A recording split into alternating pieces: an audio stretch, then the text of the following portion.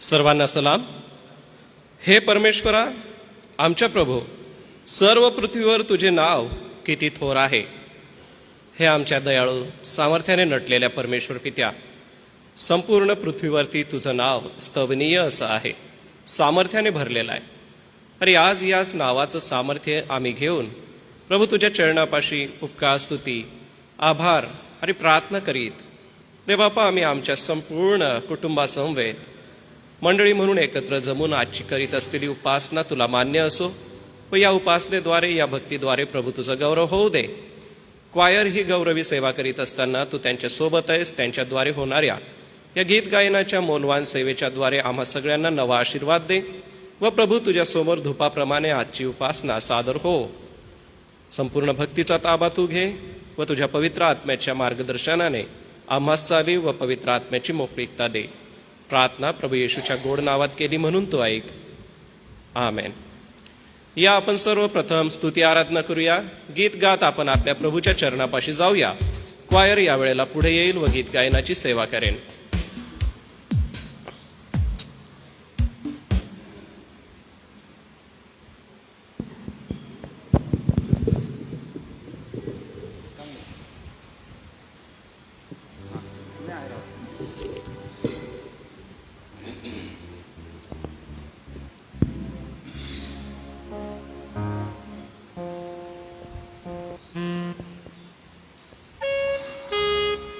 सर्वांना प्रभू येशूच्या नावात सलाम. या आजच्या पवित्र वारी आपण सर्व मिळून प्रभूची स्तुती आराधना करूया.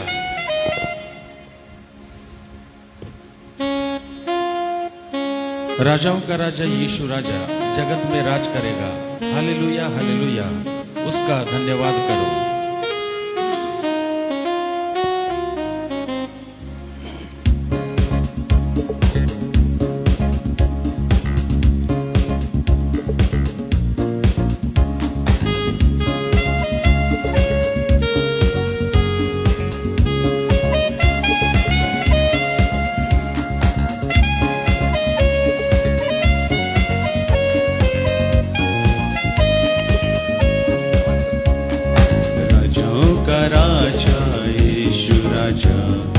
जगत में राज करेगा.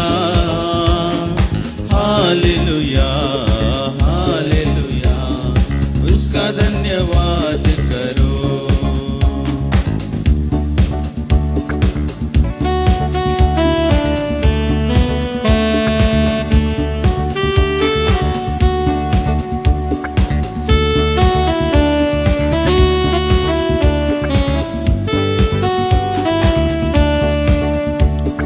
राजाओं का राजा यीशु राजा जगत में राज करेगा.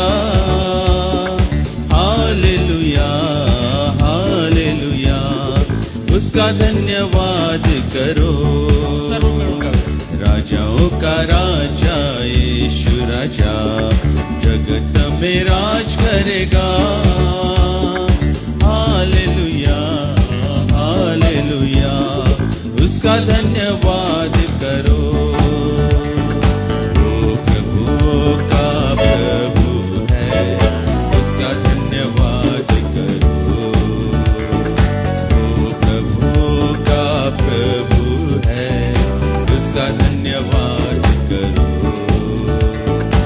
उसकी करुणा सदा की है, धन्यवाद करो. उसकी करुणा सदा की है, धन्यवाद करो. राजाओं का राजा यीशु राजा जगत में राज करेगा. हालेलुया हालेलुया, उसका धन्यवाद करो.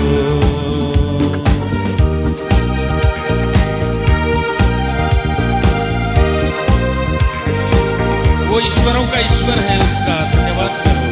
उसकी करुणा सदा की है, धन्यवाद करो.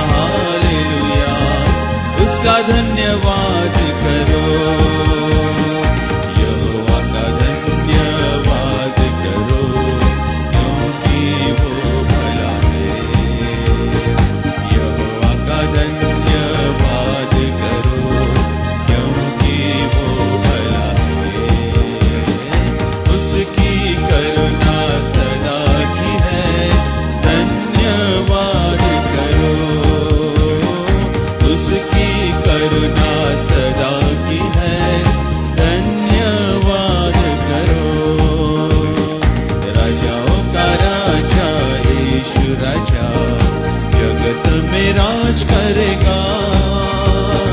हालेलुया हालेलुया, उसका धन्यवाद करो।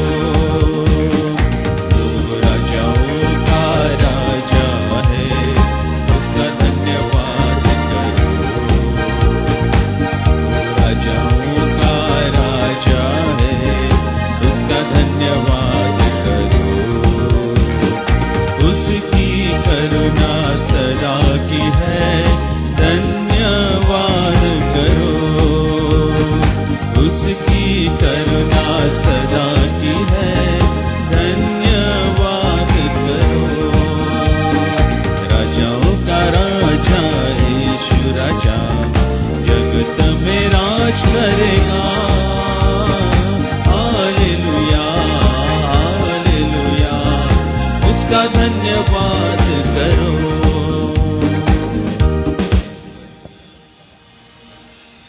विजय संगीत गीत नंबर 1 यावेळेस आपण काढूया. परमेशाला स्तवा निरंतर, परमेशाला स्तवा.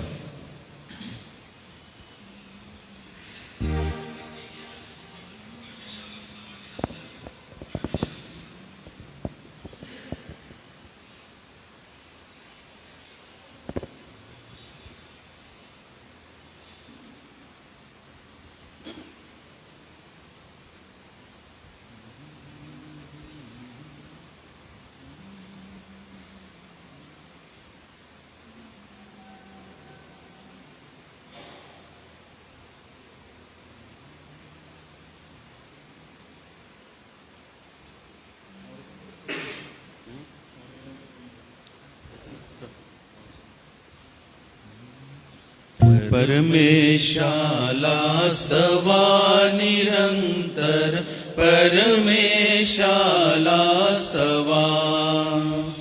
परमेशाला स्तवा निरंतर, परमेशाला स्तवा. नित्यतयाच्या पवित्र स्थानी, नित्यतयाच्या पवित्र स्थानी जाऊन त्याला स्तवा. जाऊन त्याला स्तवा निरंतर, परमेशाला स्तवा. परमेशाला स्तवा निरंतर, परमेशाला स्तवा.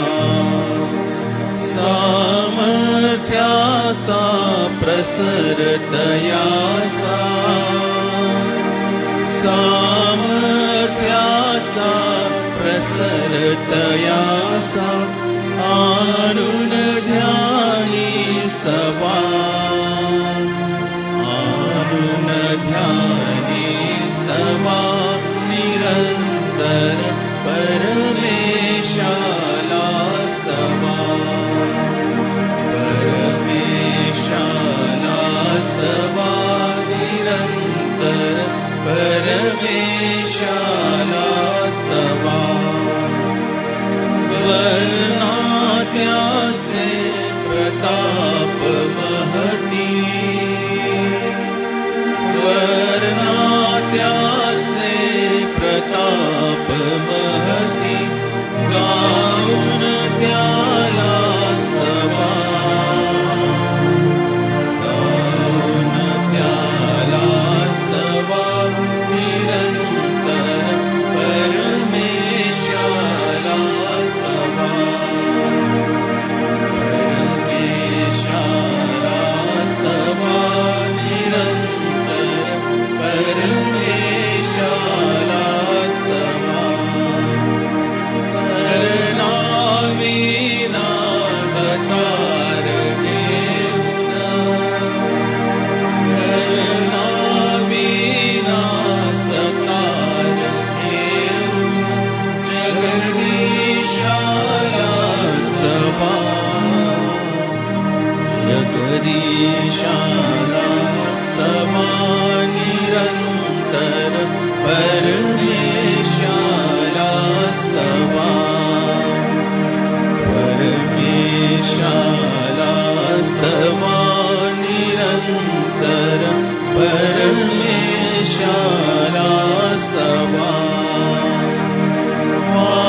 वाजवुनिया मृदुङ्ग करुणी वाजवुनिया मृदुङ्ग करुणी नर्तन त्यालास्तवा नर्तन त्यालास्तवा निरन्तर परमेशालास्तवा परमेशालास्तवा निरन्तर परमेशालास्तवा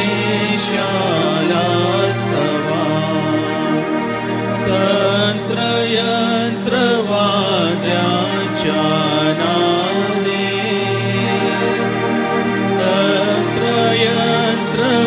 तंत्रयंत्रवाद्याच्या नादे विश्वपतीलास्तवा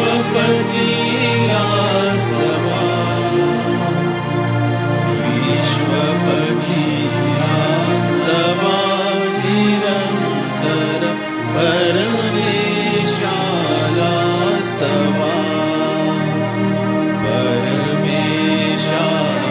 परमेशालास्तवा निरंतर परमेशालास्तवा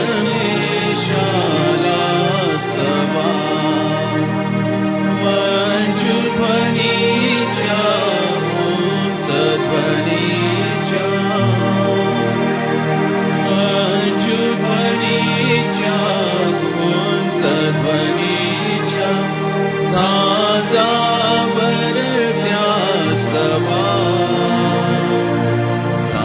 झांजावर त्यास्तवा निरंतर परमेशालास्तवा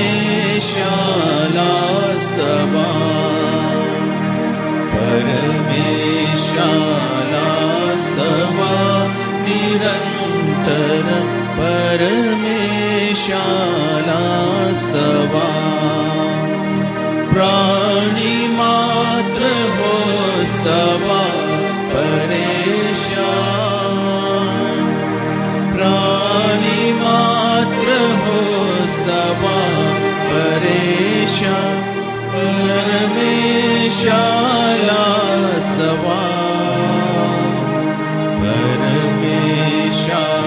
परमेशालास्तवा निरंतर परमेशालास्तवा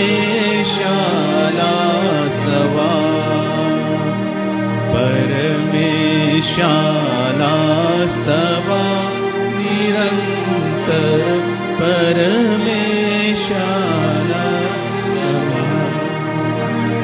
तसेच गीत नंबर 11 यावेळेस आपण काढूया. प्रभू मी जय विचार करी मनी तुझी कृते विशाल स्मरुणी.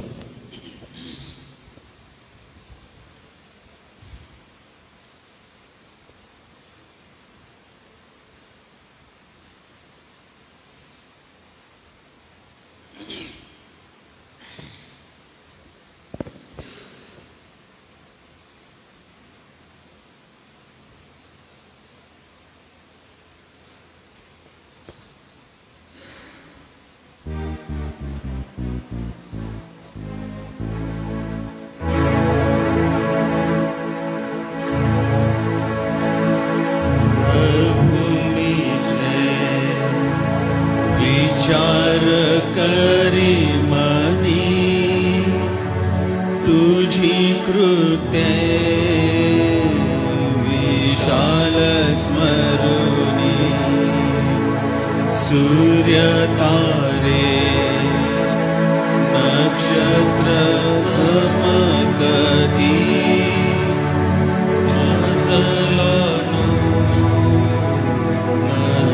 तुझी शक्ती तेव्हा मी गाई प्रिय तारका तू किती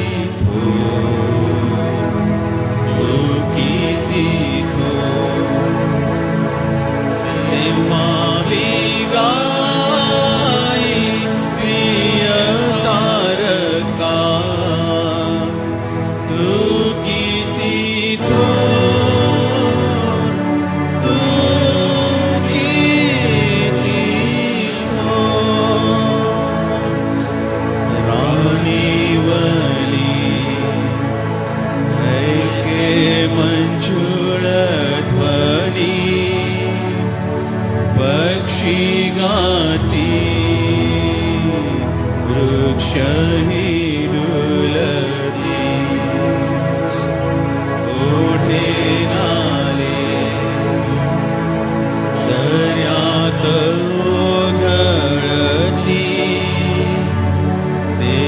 ऐकावे रम्य मज दिसती,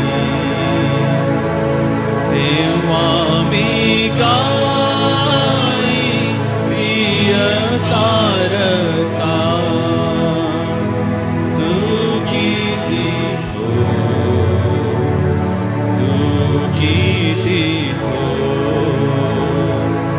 तेव्हा मी गाई प्रिय तारका, तू किती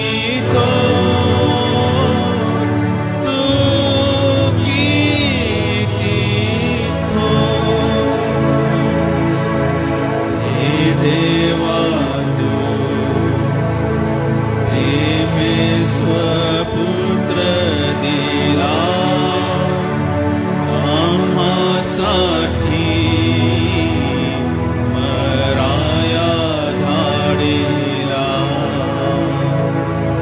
वाहुनिया स्वदेही पापे माझी, मुक्ती मला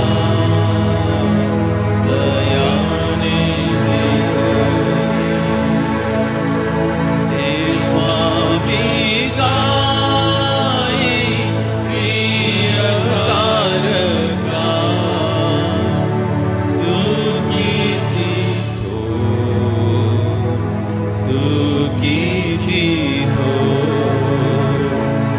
तेव्हा मी गाई प्रिय तारका,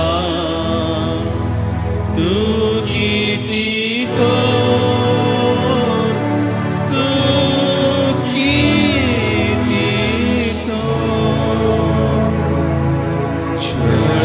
त्रास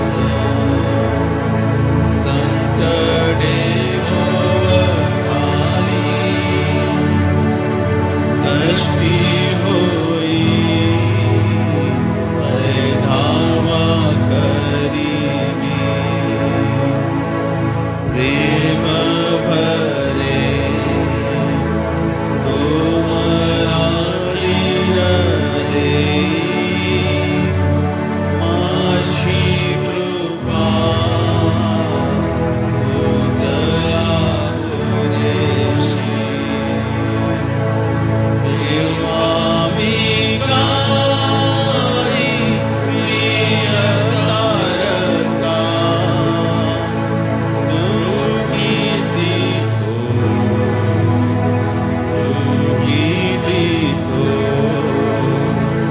तेव्हा मी गाई प्रिय तारका,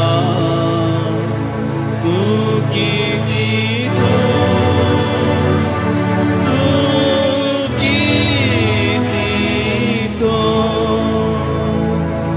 माझा प्रभू गौरवशाली राजा, येऊन या माझा हर्ष भरे पाहुनी प्रभु राया, गाईन मी प्रभु तू किती तेव्हा मी गाई प्रिय तारका, तू किती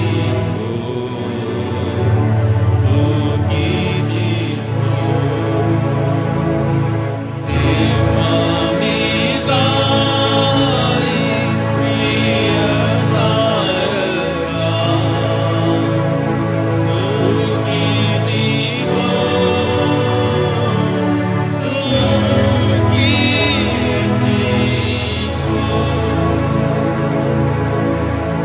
यावेळेस आपण आपल्या जागेवर उभे राहू, प्रभूला सन्मान देऊ. विजय संगीत गीत नंबर 14, ईश्वराची दया किती थांगतीचा लागेना.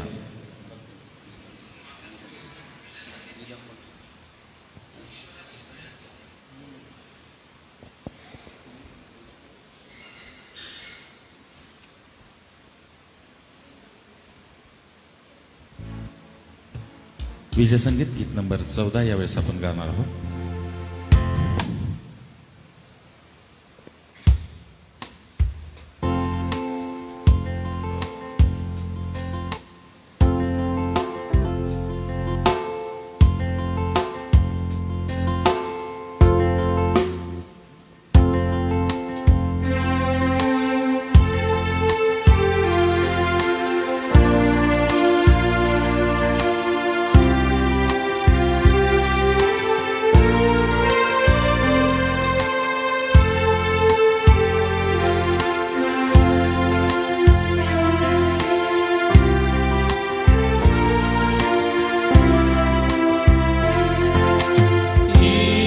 ईश्वराची दया किती भांगतीचा लागेना, न्याय तरी त्याची प्रीती सिंधू एवढी सारा. देव बोले प्रेमे फार, टाकी माझ्यावरी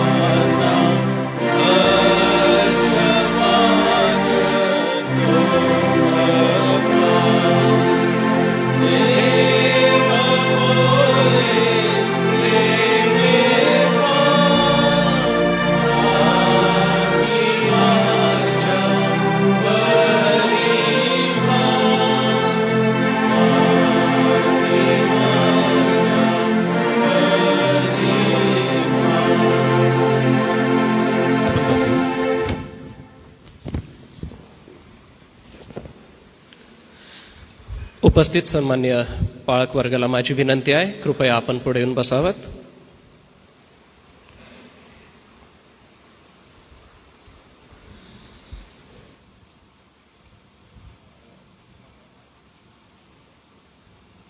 प्रार्थना करूया. आमच्या दयाळू परमेश्वर पित्या, या सुदीन सकाळसाठी आम्ही तुझी स्तुती करतो व तुझ्या चरणापाशी येऊन सहाय्य, कृपा, अनुग्रह मागतो. देवबापा, आम्ही तुला धन्यवाद देतो, कारण की आजचा दिवस आम्हाला तू दिलास यासाठी की प्रभू आम्ही तुझी इच्छा समजून घ्यावी आणि तुझ्या पवित्र भवनामध्ये बसून संपूर्ण मंडळीच्या समवेत हा आशीर्वाद आम्ही घ्यावा. दयाळू देवबापा, आजच्या भक्तीला तू चालीव व आपली कृपा करू. प्रार्थना प्रभू येशूच्या नावाने मागतो म्हणून तू ऐक. आमेन. आज सकाळी ज्या स्तोत्रसंहितेचं आपण वाचन करणार आहोत ते असणार आहे स्तोत्रसंहिता 73, साम नंबर.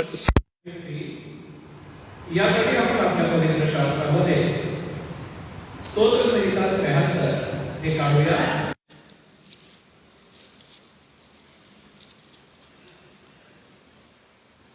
आसाफाचं हे स्तोत्र आहे आणि शत्रूचा शेवट याबद्दल त्यात वर्णन केलेलं आहे. जर आपल्याला 73वं स्तोत्र मिळालं असेल तर पुन्हा एक वार आपल्या जागेवर आपण उभं राहू, देवाला धन्यवाद देऊ, त्याची आराधना करीत त्याच्या चरणापाशी येत हे स्तोत्र आपण आळीपाळीने वाचूया. पहिलं वचन मी वाचेन व मंडळी आपणाला विनंती करतो दुसऱ्या वचनापासून आपण आळीपाळीने वाचू. स्तोत्रसंहिता 73. देव इस्रायलावर, शुद्ध मनाच्या लोकांवर खरोखर कृपा करणारा आहे.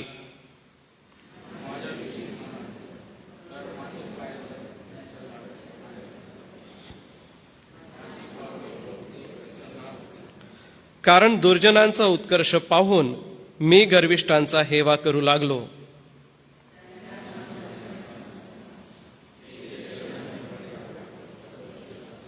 इतर मनुष्यांप्रमाणे त्यांना क्लेश होत नसतात, इतर लोकांप्रमाणे त्यांना पीडा होत नसतात.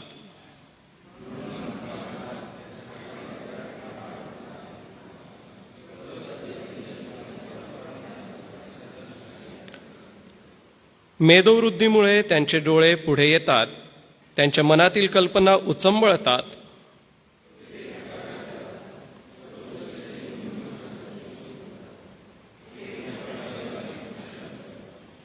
ते आपले तोंड आकाशापर्यंत पोचवितात, त्यांची जीभ जगभर मिरविते.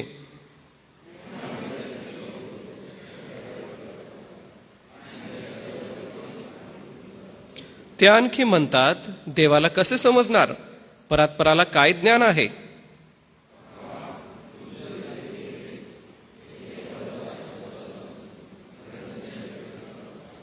मी आपले मन स्वच्छ राखिले, आपले हात निर्दोषतेने धुतले, खचित हे सगळे व्यर्थ.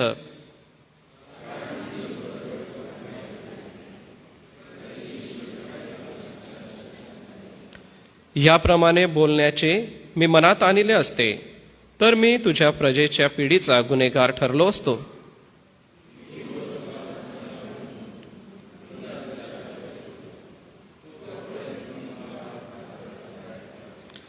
पण मी देवाच्या पवित्र स्थानात गेलो आणि त्या लोकांचा शेवट मनात आणला, तेव्हा ती मला समजली.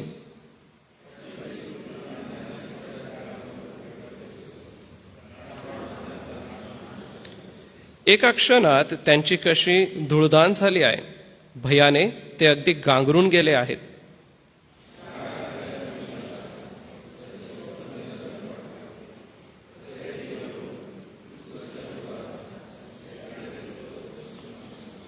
माझे मन खिन्न झाले व माझे अंतर्याम व्यथित झाले.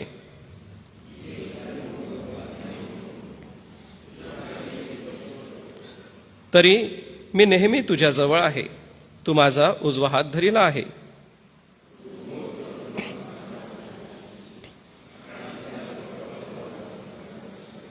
स्वर्गात तुझ्याशिवाय मला कोण आहे, पृथ्वीवर मला तुझ्याशिवाय दुसरा कोणीही प्रिय नाही.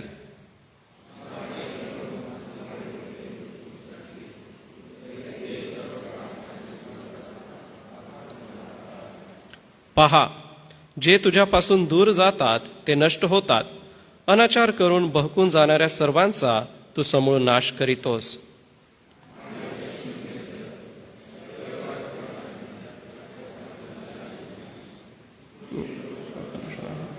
स्थान केले यासाठी की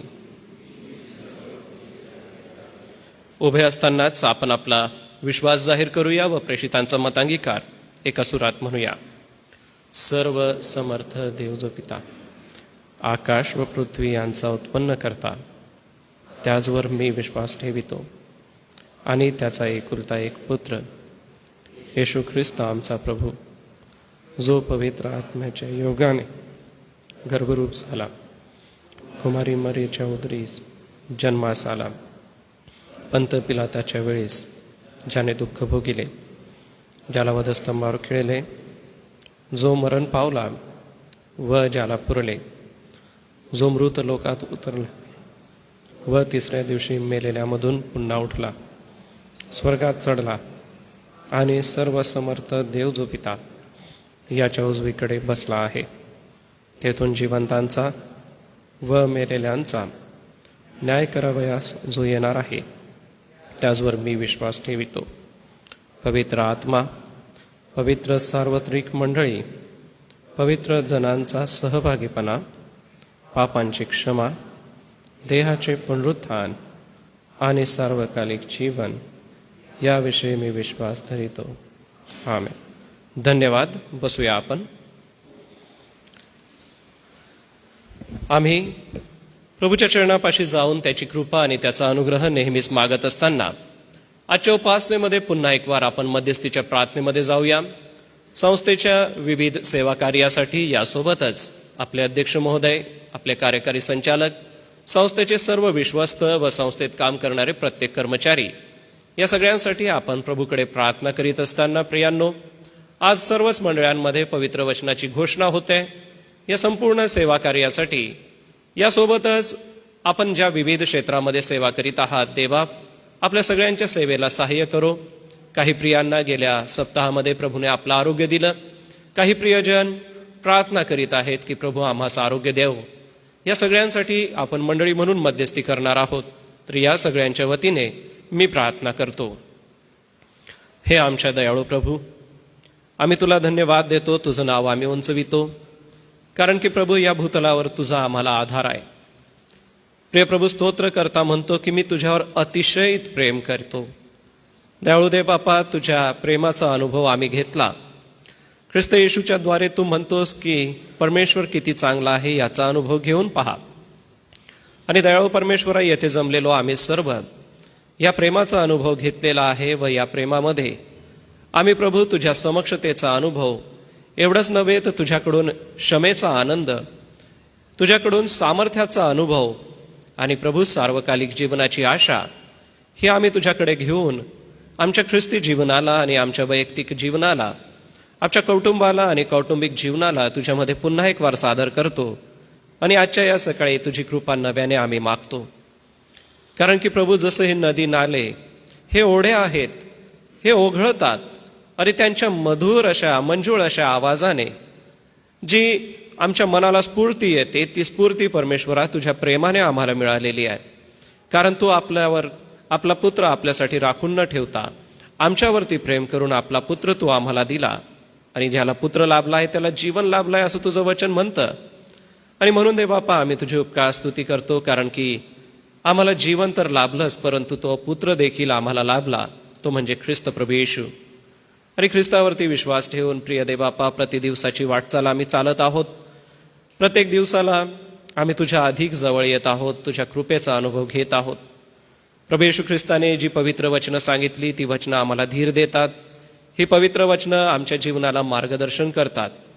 एवढंच नव्हे तर प्रभू, ज्या वेळेला आम्ही निराश हताश असतो त्यावेळेला हीच पवित्र वचनं आहेत जी आम्हाला आशा देतात आणि धीर देतात. ज्या वेळेला आम्ही आनंदी असतो त्यावेळेला परमेश्वरा हीच गीत गाऊन, हीच स्तोत्र गाऊन परमेश्वरा आम्ही आनंदाचा गजर करतो. दयाळू देव बापा, ह्या तुझ्या महान अशा सामर्थ्याबद्दल आम्ही सर्वच पुन्हा एक वार आभार आणि उपकार स्तुती करतो. आजच्या सकाळी पुन्हा एक वार आम्ही SAMच्या संपूर्ण कारभारासाठी प्रार्थना करतो. आमचे अध्यक्ष महोदय, आमचे कार्यकारी संचालक, संस्थेचे सर्व विश्वस्त, विविध कमिट्या आणि कमिट्यांचे अध्यक्ष व त्यातील सदस्य, एवढंच नव्हे तर परमेश्वरा ही सगळी जी व्यवस्था आहे ती व्यवस्था राखण्यासाठी ज्या प्रियांवरती देवबापा तू जबाबदारी सोपवलेली आहे त्या सगळ्यांसाठी आम्ही नेहमीच प्रार्थना करीत असताना आजच्या सकाळी पुन्हा एक वार मध्यस्थी आम्ही करतो, कारण की प्रभू हे कामकाज मोठं आहे, ही व्यवस्था खूप मोठी अशी आहे आणि यामध्ये अनेकांनी आपलं जीवन झोकून दिलेलं आहे.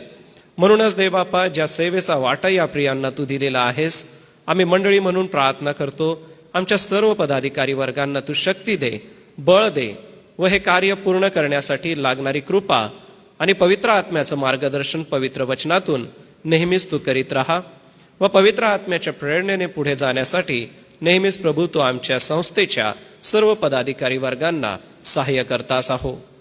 हे दयाळू देवबापा, यासोबतच मंडळ्या आहेत.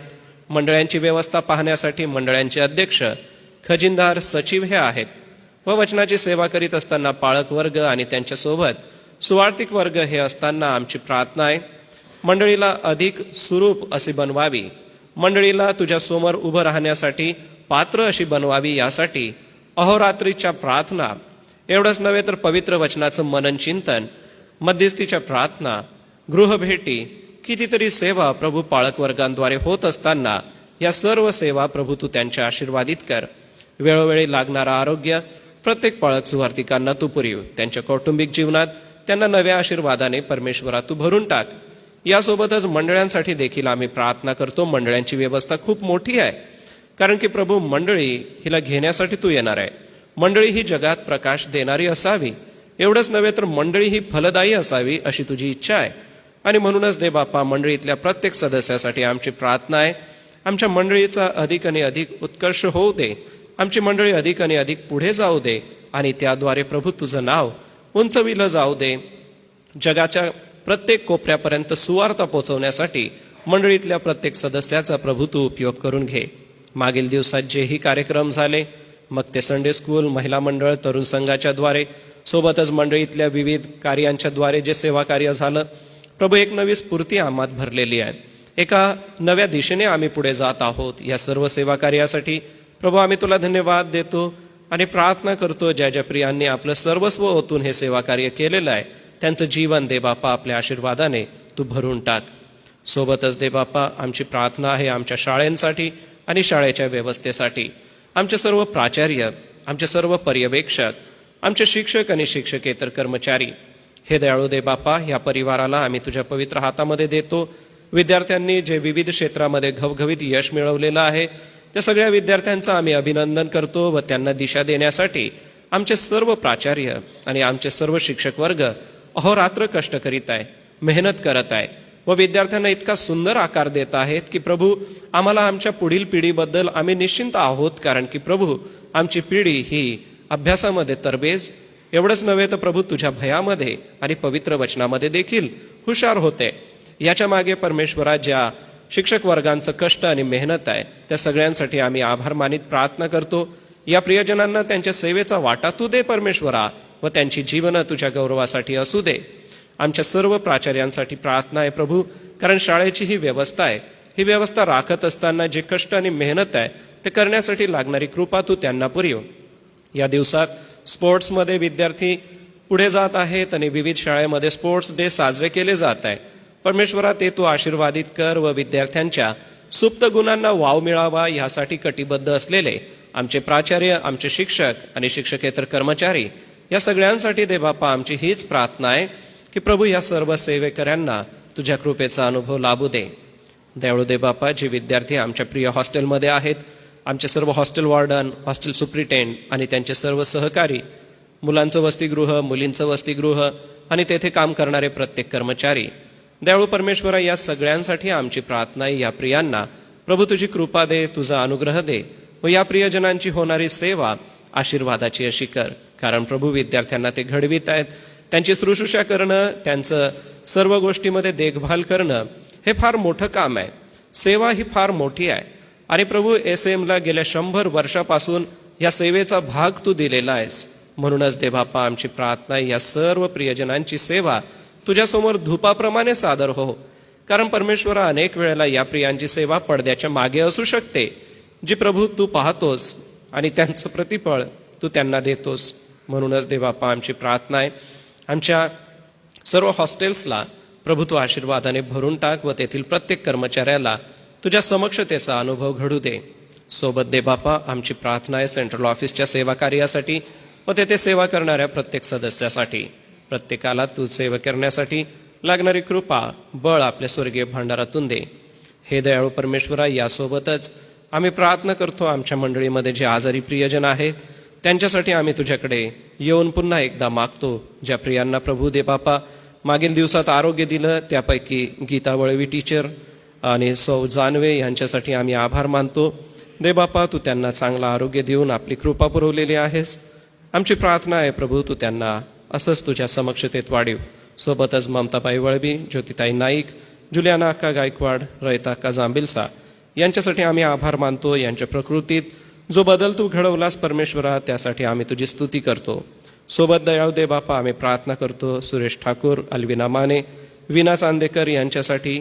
सोबतच मिशेल अभिजित वळवी आणि नेहा अर्जुन हटकर या प्रियजनांसाठी आमची प्रार्थना आहे. प्रभू या प्रियांना आरोग्य तू दे, कारण दे बापा मोठ्या विश्वासाने ते तुझ्या मंदिरी आलेले आहेत. आणि प्रभू या मंदिरामध्ये येऊन जी हाक त्यांनी तुला मारलेली आहे, जसं प्रभू एलीने हन्नेला म्हटलं की इस्रायलाच्या परमेश्वराकडे जे मागणं तू करत आहे ते तो पूर्ण करो. आणि म्हणूनच दे बापा त्यांच्या विश्वासाला पाहून तू त्यांचं मागणं पूर्ण करावंस. आणि येथे जमलेली आम्ही मंडळी प्रार्थना करीत आहोत की प्रभू या प्रियांना तू आरोग्य दे. जरी कोणाची नावं राहिली असतील आम्हास ठाऊक नाही, तरी दयाळू दे बापा तू जाणतोस आणि तू त्यांना आरोग्य देशील असा आमचा विश्वास आहे. आम्ही उपकार स्तुतीची प्रार्थना करतो सॅमसन मानवटकर यांच्यासाठी. त्यांना जे आरोग्य तू दिलंस दे बापा, त्यांच्या प्रकृतीत जो बदल तू घडवलास त्यासाठी आज मंडळी म्हणून आम्ही आभार मानतो. सोबतच दे बापा जे प्रियजन आमच्या मंडळीमध्ये वृद्ध आहेत अशा वृद्ध मातापित्यांसाठी आम्ही प्रार्थना करतो. राहिलबाई ठाकूर आहेत, नलिनीबाई मोजेस, आनंदीबाई पवार, रोबेन गार्दी, सुजनाबाई सोनेरी, प्रभाबाई नाथानी आणि रेव्हरंड डी एम पाटील यांच्यासाठी दे बापा आमची प्रार्थना आहे की तू त्यांना सहाय्य कर.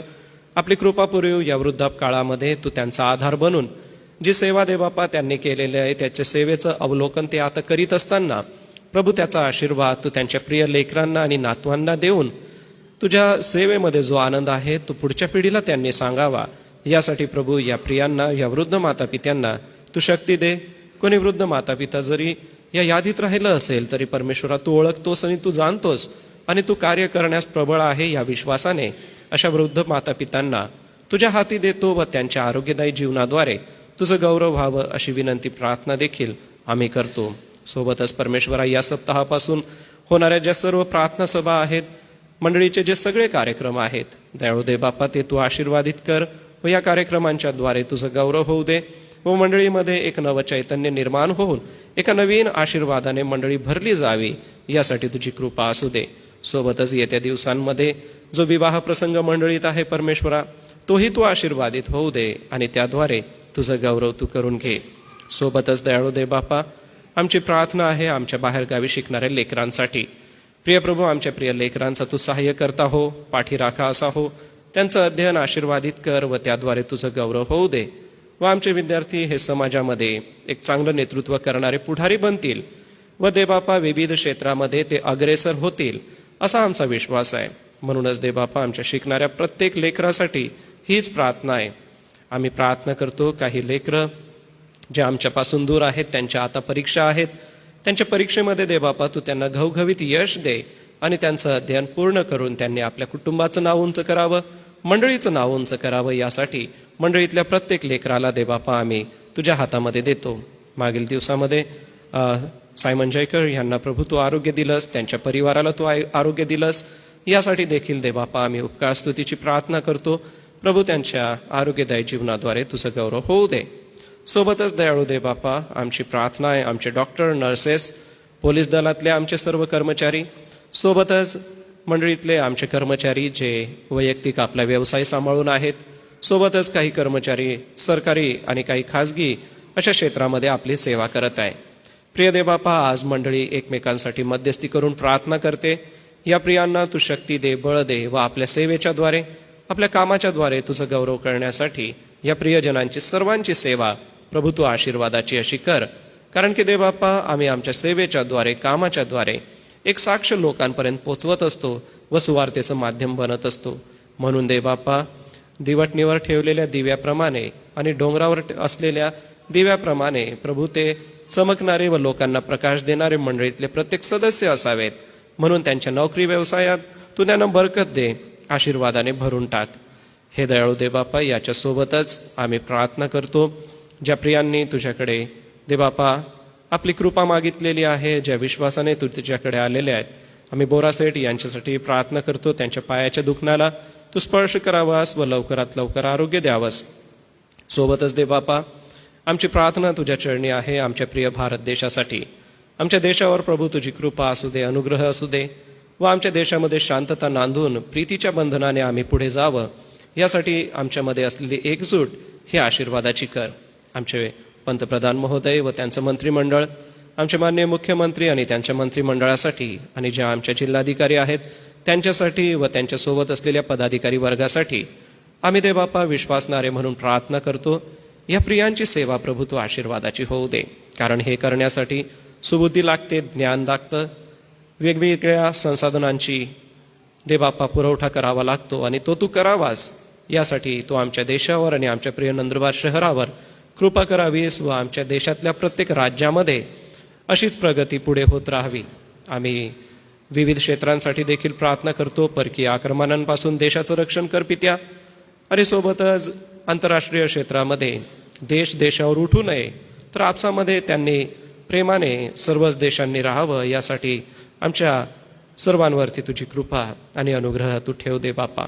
दयाळू दे बापा. आम्ही संडे स्कूल, महिला मंडळ, तरुण संघ यांच्यासाठी आभार मानतो. एका नवीन जोमाने आता ते नव्याने सुरुवात करणार आहेत. प्रभू प्रत्येकाची सेवा तू आशीर्वादित कर.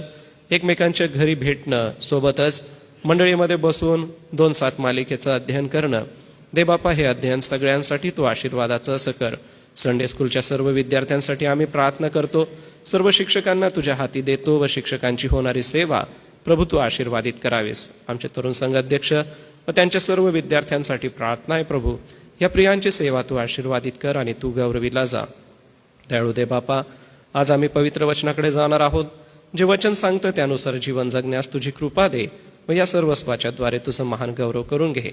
पुन्हा एक वार दयाळू परमेश्वरा, आम्ही संपूर्ण मंडळी तुझ्या चरणापाशी येतो. तुझ्या समक्षतेचा अनुभव घेऊन तुला आभार मानतो. आजच्या भक्तीद्वारे दयाळू दे बापा तुझं गौरव होऊ दे.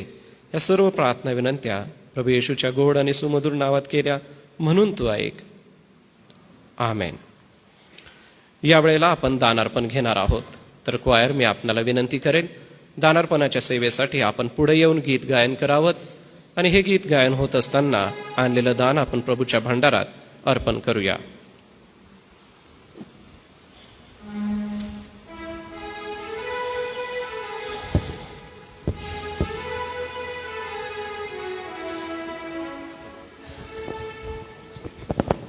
हॅलो.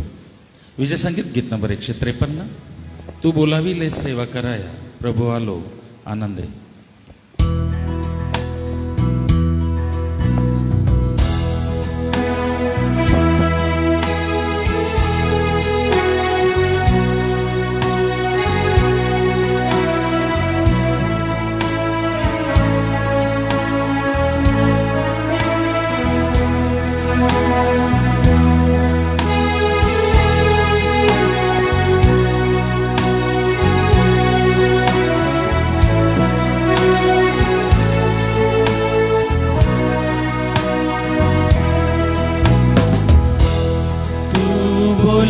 बोलाविले सेवा कराया, प्रभु आलो आनंदे. तरी विश्वासे तुझ जवळी मज नित्य राहू दे. मज जोडी प्रभु तुझशी तव कृसा दानी. मज घे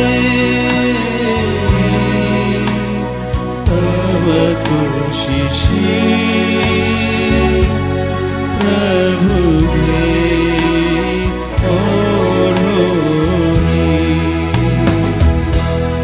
तब सेवेला क्षम भावे से करी ख्रिस्ता कृपेने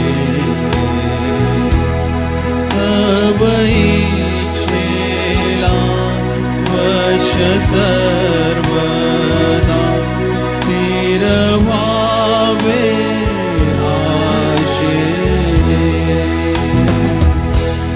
मज जोडी प्रभु तुझशी तव कृसा दाओनी मज घे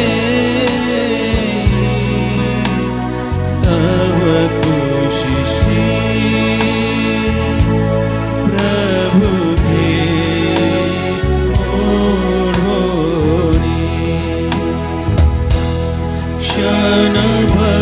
क्षणभरही तुझ जवळी किती शांती मनाशी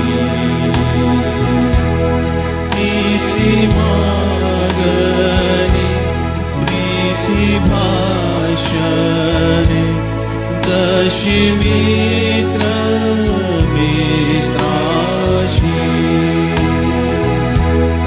मज जोडी प्रभु तुझशी तव कृसा दाओनी मज घे तव कुशिशी प्रभु घे ओढोनी तरी संपत्ती तव प्रीतीची इहलोकी कळेना भरती तैशी सदानंदाची न मिळे स्वर्गाविना मज जोडी प्रभु तुझशी तव कृसा दाओनी मज घे तव कुशिशी प्रभु घे ओढोनी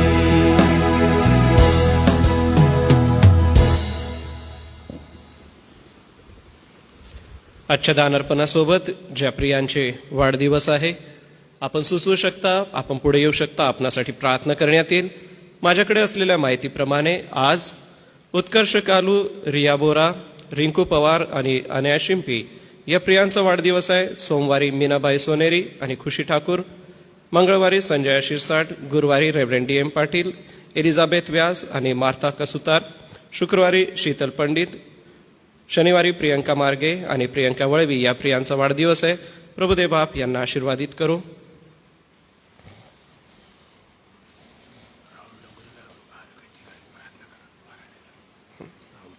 ओके.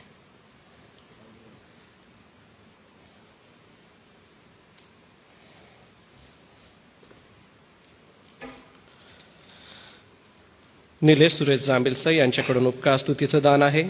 मीनाक्षी सहाने, पहिलवान नगर येथून त्यांनी बेंचेससाठी दान दिलेलं आहे, ते मी प्रभूच्या भांडारात टाकतो. सोबतच श्री प्रियांक सुरेंद्र वळवी यांच्याकडून उपकार स्तुतीचं दान आहे. आणि सृष्टी अभिजित नाईक हिने गणित ऑलिम्पियाडमध्ये सुवर्ण पदक मिळवल्याबद्दल तिचं अभिनंदन आणि तिने उपकार स्तुती दिलेली आहे, ती मी प्रभूच्या भांडारात टाकतो.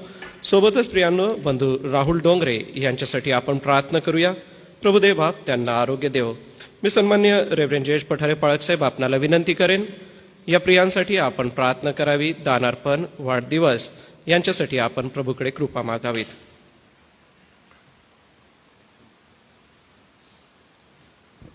प्रार्थना करू. सर्वसमर्थ जीवन प्रभू, आम्ही तुला धन्यवाद देतो. आज सकाळी पुन्हा एक वार या पवित्र दिनी, या प्रभुवारी तुझ्या पवित्र भक्तीमध्ये तू आम्हाला एकत्र केलंस आणि तू जो आमचा सदाजीवी परमेश्वर त्या तुझी आराधना करण्याची संधी दिली, आम्ही मनापासून तुझे आभार मानतो. या भूतलावर तू आम्हाला जिवंत ठेवलं, ही तुझी महान दया तू आमच्यावर केलीस. या दयेबद्दल आम्ही तुझ्या नावाला धन्यवाद देतो. परमेश्वरा, तू भक्तीस योग्य असा परमेश्वर आहे आणि म्हणून आज आम्ही मनोभावे तुझी भक्ती आराधना करत असताना प्रभू ही आत्म्याने खरेपणाने होते. प्रभू, आज आम्ही तुला धन्यवाद देतो कारण या पवित्र मंदिरामध्ये तुझे पवित्र मंडळी म्हणून तुझा प्रभू भक्तगण आम्ही सर्व एकत्र येऊन तुला उंचावित असताना आज तू गौरवला जा. प्रभू, तू जो आमच्यासाठी आशीर्वाद राखून ठेवलेला आहे त्या आशीर्वादाची वृष्टी तू आमच्यावर होऊ दे आणि तुझ्या कृपेने देवापा तू आम्हा सर्वांना भरून टाक. आम्ही प्रार्थना करतो की प्रभू, आज सकाळी या भक्ती मंदिरामध्ये तुझं वचन आमच्या कानी पडत असताना ते आमच्यासाठी आत्माने जीवन होऊ दे. प्रभू, आम्ही तुझा आभार मानतो कारण तुझ्यासमोर आम्ही रिक्त हस्ते येऊ नये, तर आम्ही तुला देण्यासाठी जे काही आहे ते आमच्याजवळ, त्यामधूनच जे अल्पसं आम्ही तुला अर्पण करतो त्याचा स्वीकार कर. प्रभू, आम्ही धन्यवाद यासाठी देतो की या मंडळीतील प्रत्येक प्रियांना प्रभू आपलं सेवा कार्य करण्यासाठी, नोकरी कामधंदा करण्यासाठी येतपर्यंत आरोग्य पुरवलंस, आशीर्वाद दिला, प्रत्येकाच्या कमाईला बरकत दिली आणि प्रभू विश्वासाने प्रभू ज्यांनी आपले दशांश तुला अर्पण केलेले आहेत, ज्यांनी वेगवेगळ्या प्रकारची उपकार स्तुती तुझ्या भांडारामध्ये अर्पण केलेली आहे, आम्ही प्रार्थना करतो की परमेश्वर पिता ही सर्व देणे प्रभू दानं आम्ही तुझ्या चरणापाशी अर्पण करतो, त्याचा स्वीकार कर. ज्यांनी दिलेला आहे त्यांना दुप्पट तिप्पट आशीर्वाद दे आणि भरपूर आशीर्वाद आणि भरपूर कर, अशी आम्ही आग्रहाची प्रार्थना करतो. घेण्यापेक्षा देण्यामध्ये जो संतोष आहे त्याची प्रचिती आम्हा सर्वांना येऊ दे. आज आम्ही खास करून काही आमच्या प्रिय लोकांसाठी प्रार्थना करतो की जे आजारी बंधू आहेत, त्यामध्ये राहुल डोंगरे आहेत, त्यांना तू आरोग्याची गरज आहे. प्रभू, तू त्यांना स्पर्श कर आणि त्यांना बरं कर. आम्ही प्रार्थना करतो या सप्ताहामध्ये ज्या प्रियांचे वाढदिवस आहेत त्या सर्वांना तू आशीर्वाद दे, त्यांना दीर्घायू कर आणि त्यांच्या आयुष्याच्या द्वारे तुझं गौरव दे. ज्यांचे नावं आमच्या समोर आहेत, उत्कर्ष कालू आहे, रिया बोरा, रिंकू पवार, अनया Shempi, Meenabai Soneri, Khushi Thakur, Sanjay Ashersat, reverend D M Patil, Elizabeth Vyas, Martha Kasutar, Sheetal Pandit, Priyanka Marge, Priyanka Valvi, या सर्व प्रियांना आम्ही तुझ्या समोर आणतो. देवापा, या जन्मदिनाप्रित्यर्थ या सर्वांना तुझा आशीर्वाद दे, त्यांना दीर्घायू कर आणि प्रभू त्यांच्या आयुष्याच्या द्वारे तू गौरवला जा. आम्ही पुन्हा एक वार प्रभू ज्या लेकरांनी प्रभू उपकारचं दान तुझ्या भांडारामध्ये दिलेलं आहे, ज्यांना वेगळ्या खेळामध्ये वेगळ्या स्पर्धांमध्ये तू नाविन्य मिळवू दिलं आणि प्रभू त्यांनी जे उपकार स्तुती की तुझ्या भांडारामध्ये केलेले आहे त्यांना तू आशीर्वाद दे आणि भविष्यकाळ त्यांचा उज्ज्वल होऊ दे. आजची भक्ती आराधना तू आशीर्वादित कर आणि जे वचन तुझ्या दासाच्या द्वारे आमच्याकडे येणार आहे ते आमच्यासाठी आत्माने जीवन होऊ दे. हे दानार्पण आणि आम्ही सर्वजण तुझ्या हातात पडतो, तू आमचा आणि या दानाचा स्वीकार कर. तारणाऱ्या प्रभू येशूच्या नावाने मागतो म्हणून तो ऐक. आमेन.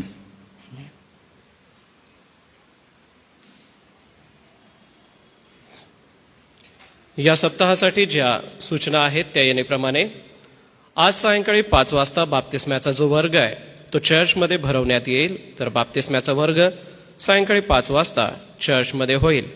सोबतच सोमवार ते शुक्रवार सायंकाळी 6 ते 6:30 या वेळामध्ये चर्चमध्ये सायंकाळची प्रार्थना घेण्यात येईल आणि सोबतच एसे चर्च नंदुरबार या फेसबुक अकाउंटवरून ती लाईव्ह करण्यात येईल. बुधवारी सकाळी 10 ते 11 या वेळामध्ये चर्चमध्ये बायबल स्टडी होईल. डॉक्टर रेव्हरंड जी जयकर पाळकसाहेब ते अध्ययन घेतील आणि बुधवारी सायंकाळी 4 वाजता महिला मंडळ हे चर्चमध्ये भरवण्यात येईल. शनिवारी सायंकाळी 6:30 वाजता तरुण संघ चर्चमध्ये भरवण्यात येईल.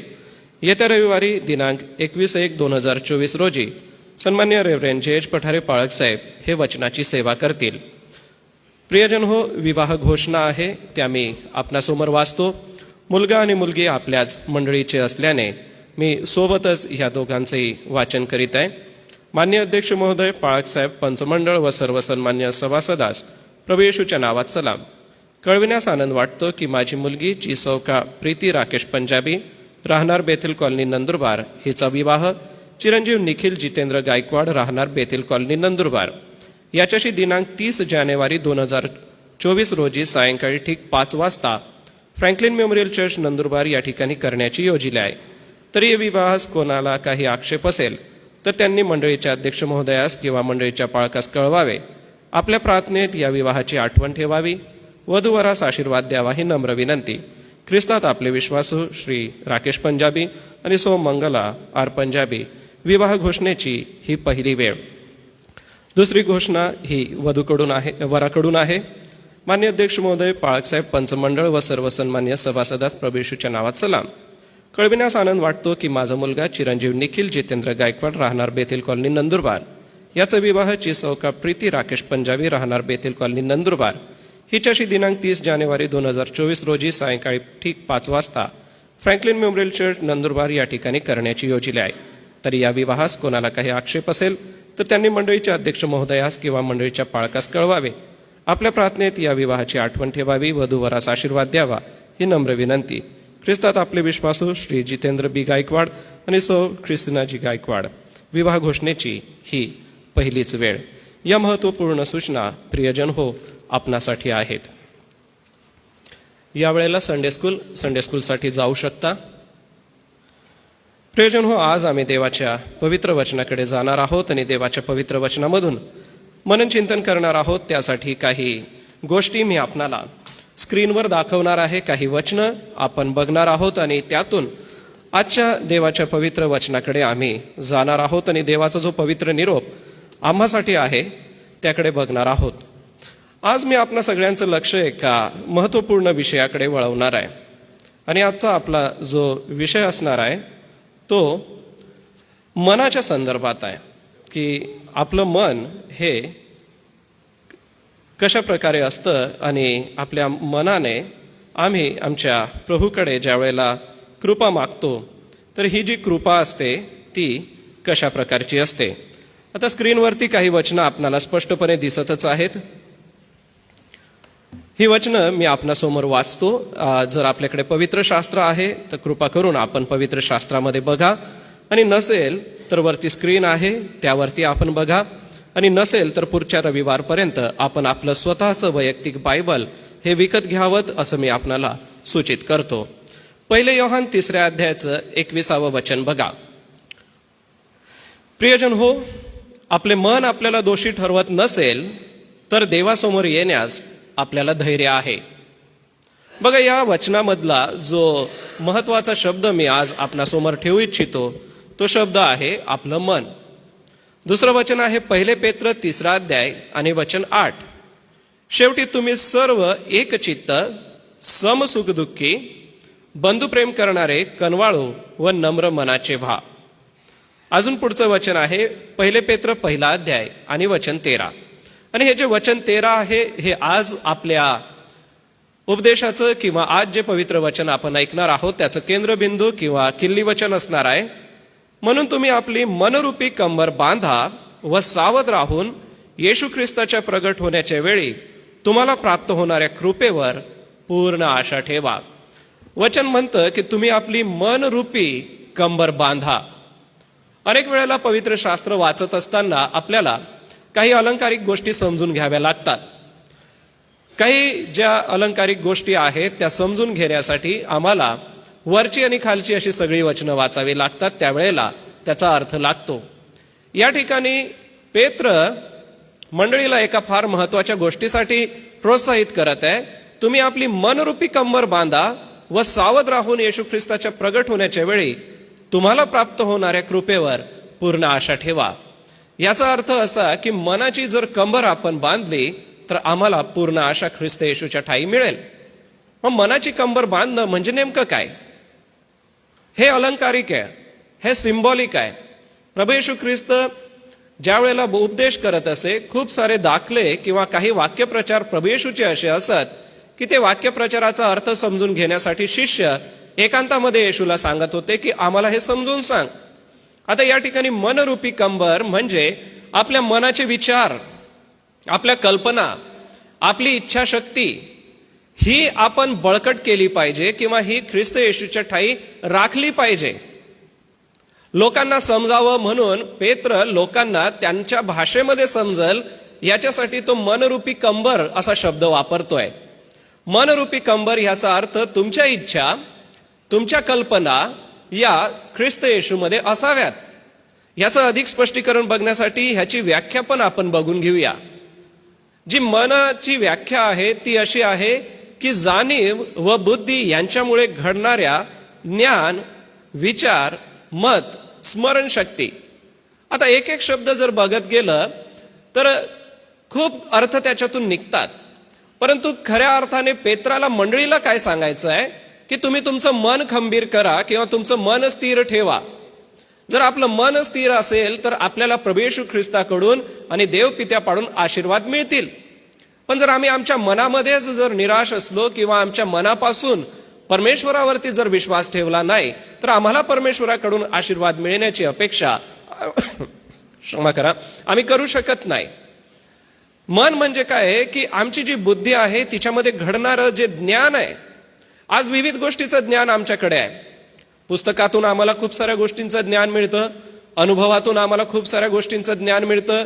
ज्या वेळेला आम्ही एकमेकांच्या संगतीमध्ये उभं राहतो, बसतो, उठतो, गोष्टी करतो, त्यावेळेला आम्हाला ज्ञान मिळतं. तर प्रियांनो, आपल्याला मिळणारं जे ज्ञान आहे ते आपल्या मनावर परिणाम करतं. एवढंच नव्हे तर आमचे जे विचार आहेत, आमच्या विचारांना चालना मिळते. ती का मिळते? कारण आमच्या मनामध्ये त्या गोष्टी येतात. आम्ही आमचं मत बनवत असतो एखाद्या गोष्टीबद्दल, एखाद्या घटनेबद्दल आमचं मत आम्ही बनवतो. जसं अनेक वेळेला भूकंप होतात किंवा अनेक वेळेला युद्ध होतात आणि मग आपण त्याचं विश्लेषण करतो की आणि आमचं मत, आमचं प्रतिपादन करतो की मला असं वाटतं की हे असं असं असायला पाहिजे. सोबतच आमची जी स्मरणशक्ती आहे ती स्मरणशक्ती आमच्या मनाला देत असते. मनाच्या आतमध्ये असणाऱ्या या सगळ्या गोष्टी आहेत. आपलं स्मरणशक्ती, आपण किती आठवतो, पूर्वीच्या गोष्टी आठवणं ह्याला आपण स्मरणशक्तीमध्ये जातो. आपल्या भावना असतात आणि आपल्या ज्या भावना असतात त्या भावना आम्हाला कधी कधी रडायला भाग पाडतात, आमच्या भावना आम्हाला हसायला भाग पाडतात, आमच्या भावना आम्हाला दुःखी करतात, आमच्या मनात येणाऱ्या ज्या भावना असतात त्या आम्हाला आनंदित करत असतात. सोबतच कल्पनाशक्ती, आपल्या मनामध्ये कल्पना करत असतो आणि ही जी कल्पनाशक्ती आहे ही कल्पनाशक्ती काही काही लोकांची इतकी अचाट कल्पनाशक्ती असते की त्यांच्या कल्पनेला ऐकून आम्हाला एक प्रेरणा मिळत असते. मागे आमच्या बायबल कॉलेजचे सन्मान्य शिक्षक डोंगरदिवे, रेव्हरंड सुभाष डोंगरदिवे यांनी एक नाटक लिहिलं होतं आणि त्या नाटकामध्ये त्यांनी अशी कल्पना केली होती की चर्चमधील बोलणारे साहित्य हे नाटकाचं त्यांचं नाव होतं. जर समजा चर्चमधले प्रत्येक साहित्य बोलायला लागलं तर ते काय बोलेल? जसं मायक्रोफोन बोलायला लागला तर तो काय बोलेल? हा पंखा बोलायला लागला तर काय बोलेल? ज्या बेंचेसवरती आपण बसलेलो आहोत ते बोलायला लागले तर काय बोलतील? आणि त्यांनी त्यांच्या कल्पनेशक्तीवरून लोकांना प्रभू येशू ख्रिस्ताकडे आणण्यासाठी त्या नाटकाचा उपयोग करून घेतला आणि त्या नाटकाच्या द्वारे कितीतरी लोक प्रभू येशू ख्रिस्ताकडे वळले. सांगायचं तात्पर्य हे आहे की तुमच्या कल्पनेशक्तीला तुम्ही जितकं वापरता तितकं तुमच्या मनावरून त्या परिणाम घडवत असतात. उदाहरणार्थ, हा बेंच जर बोलायला लागला तर तो काय बोलेन? तो असं म्हणेल का की इतके वर्ष तू माझ्यावर बसतोयस, देवाचं वचन ऐक. जर आमचं बायबल बोलायला लागलं, हे पुस्तक आमच्याशी बोलायला लागलं तर ते काय बोलेल? अरे निदान आज तरी उघड, आज तरी वाच, असं ते बोलेल. हा पंखा बोलायला लागला तर तो काय म्हणेल? मी तर तुला इतका थंडगार वारा देतो, तुला सगळ्या सुखसुविधा देतो, मग तू का ऐकत नाही? का शांतपणे बसून देवाचं वचन ऐकत नाही? प्रियांनो, ह्या कल्पना आम्हाला एका दिशेने घेऊन जातात. सोबतच तर्कशक्ती. तर्क करणं म्हणजे आपण एखाद्या गोष्टीचा शोध लावणं म्हणतो. तर्क वितर्क, असं असेल, तसं असेल, असं घडलं असेल. आणि विविध आपण कथा कादंबऱ्या वाचत असाल, त्याच्यामध्ये एक शेरलॉक होम्स म्हणून व्यक्ती आहे. त्यांचं तर्कशास्त्र इतकं अचूक होतं, जर जमलं तर तुम्ही शेरलॉक होम्स यांचं पुस्तक वाचा.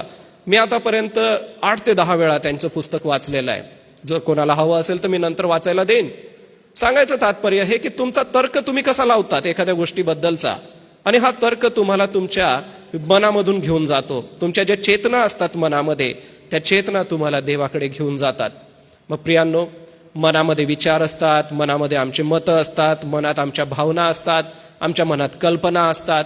हे सगळं असताना पवित्र शास्त्रामध्ये असे काही लोक झाले की त्यांच्या मनाची कंबर त्यांनी बांधली नाही.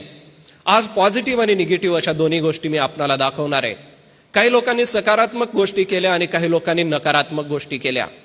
काही लोकांनी आपल्या मनाच्या ग्रहामुळे किंवा आपल्या मनामध्ये अशा काही कल्पना करून घेतल्या की ज्या घडल्या नव्हत्या किंवा ज्या घडणार नव्हत्या, तरी पण त्यांनी पापाकडे त्याचं स्वरूप घेऊन गेले. आपलं जे मन आहे ते आम्हाला पापाच्या प्रवृत्तीकडे घेऊन जातं. मन हे कपटी आणि असाध्य रोगाने जडलेलं असं आहे. मग या मनाला आम्हाला ताब्यात ठेवावंच लागेल. 1 पेत्र 1 अध्यायाचं 13व्या वचनामध्ये पेत्र स्पष्टपणे म्हणतो की तुम्ही आपली मनरूपी कंबर बांधा. याचा अर्थ तुमच्या मनाला तुम्ही बांधून ठेवा.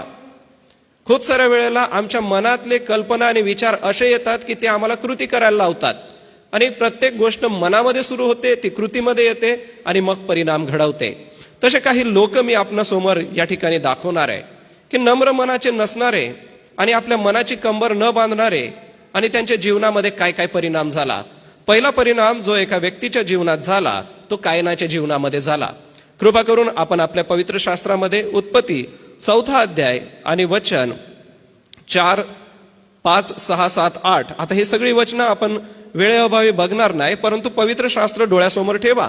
उत्पत्तीचा 4 अध्याय आपण काढा आणि या 4थ्या अध्यायामध्ये जे 5वं वचन आहे ते बघा काय आहे. पण काईन व त्याचे अर्पण यांचा त्याने आदर केला नाही, म्हणून काईन संतापला व त्याचे तोंड उतरले. ज्याने आपल्या मनाची कंबर बांधली नाही प्रियांनो, त्याच्या जीवनात काय होतं? त्याच्या जीवनात सगळ्यात पहिले क्रोध येतो आणि राग येतो. म्हणूनच पेत्र म्हणतो की तुम्ही आपल्या मनाची कंबर बांधा. प्रियांनो, जर आपलं मन तुम्ही ताब्यात ठेवलं नाही तर हे मन काय करतं? हे मन आम्हाला क्रोध आणि राग याच्याकडे घेऊन जातं. कायनाने क्रोध केला, कायनाने राग केला.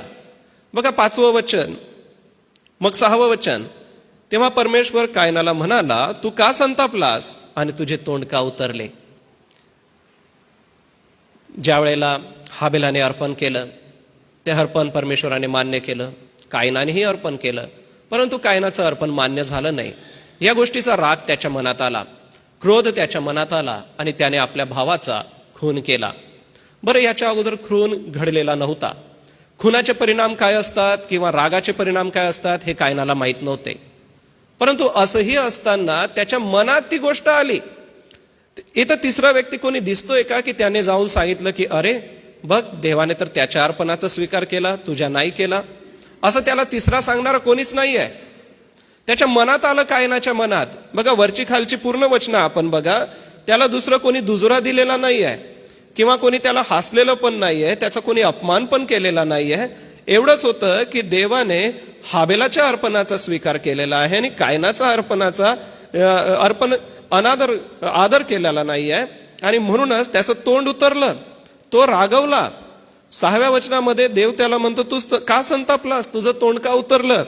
आणि 7व्या वचनामध्ये, तू बरे केलेस तर तुझी मुद्रा प्रसन्न होणार नाही काय? कदाचित त्याने बऱ्या अशा गोष्टी केल्या नसतील म्हणूनच त्याचं अर्पण स्वीकारलं गेलं नाही. प्रियांनो, त्याच्या मनात आलं की देवाने माझ्या भावाचं अर्पण स्वीकारलं पण माझं स्वीकारलं नाही, आणि हे मनात आल्याबरोबर काय झालं की त्याच्या मनात राग आला, क्रोध आला आणि त्याचा परिणाम खुनामध्ये झाला. प्रियांनो, म्हणूनच पेत्र म्हणतो तुम्ही आपल्या मनाची कंबर बांधा. आज आपल्या मनामध्ये आपल्या भावाबद्दल राग आहे का? आणि त्या रागाचं पर्यवसान क्रोधामध्ये होतं का? होऊ देऊ नका.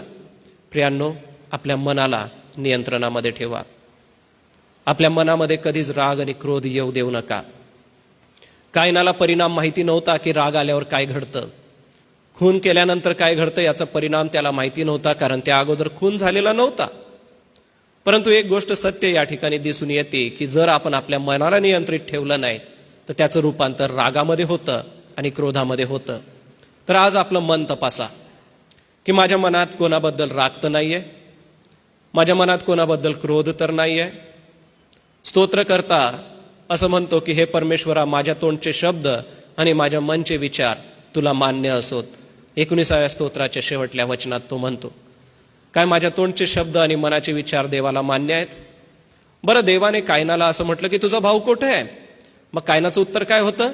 मी काय माझ्या भावाचा राखणदार आहे? म्हणजे बघा त्याचे शब्दही किती बदलले. प्रियांनो, जर तुमचं मन एखाद्या गोष्टीबद्दल क्रोधित आहे, रागामध्ये आहे, तर त्याचा पर्यवसान देवाबद्दल आपण कसं बोलतो त्याच्यात पण होतो. म्हणून आपल्या रागावर नियंत्रण ठेवा. आणि राग हा मनातून सुरू होतो, तर मनाची कंबर बांधून टाका, मनाला नियंत्रित ठेवा. दुसरं उदाहरण थोडंसं पुढे जाऊया. ते आहे शौलाचं उदाहरण. त्यासाठी शास्त्रभाग काढायचा आहे. 1 शमूएल 18वा अध्याय. 1 शमूएल याचा 18वा अध्याय आणि वचन 7 आणि 8. नृत्य करणाऱ्या स्त्रिया आळीपाळीने येण्याप्रमाणे म्हणत शौलाने हजारो वधले, दाविदाने लाखो वधले. घटना अशी घडलेली आहे, गल्याथाला मारलेला आहे आणि सर्व जय जयकार केला जात आहे. आणि जय जयकार करत असताना जे नृत्य करणाऱ्या स्त्रिया आहेत त्या काय म्हणतायत? शौलाने हजारो वधले आणि दाविदाने लाखो वधले.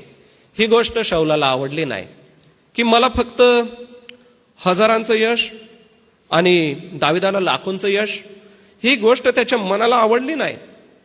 त्याला आजूबाजूचे त्याचे सैनिक किंवा त्याच्यासोबत असलेले मंत्रीगण कोणी त्याला सांगितलं नाही. त्याने फक्त ऐकलं आणि ऐकून काय परिणाम करून घेतला? त्याच्या मनामध्ये काय आलं की अरे, दाविदाला तर लाखांबद्दल यश दिलं आणि मला तर हजारांबद्दल यश दिलं. हे त्याच्या मनात आलं आणि त्याचा परिणाम कशात झाला?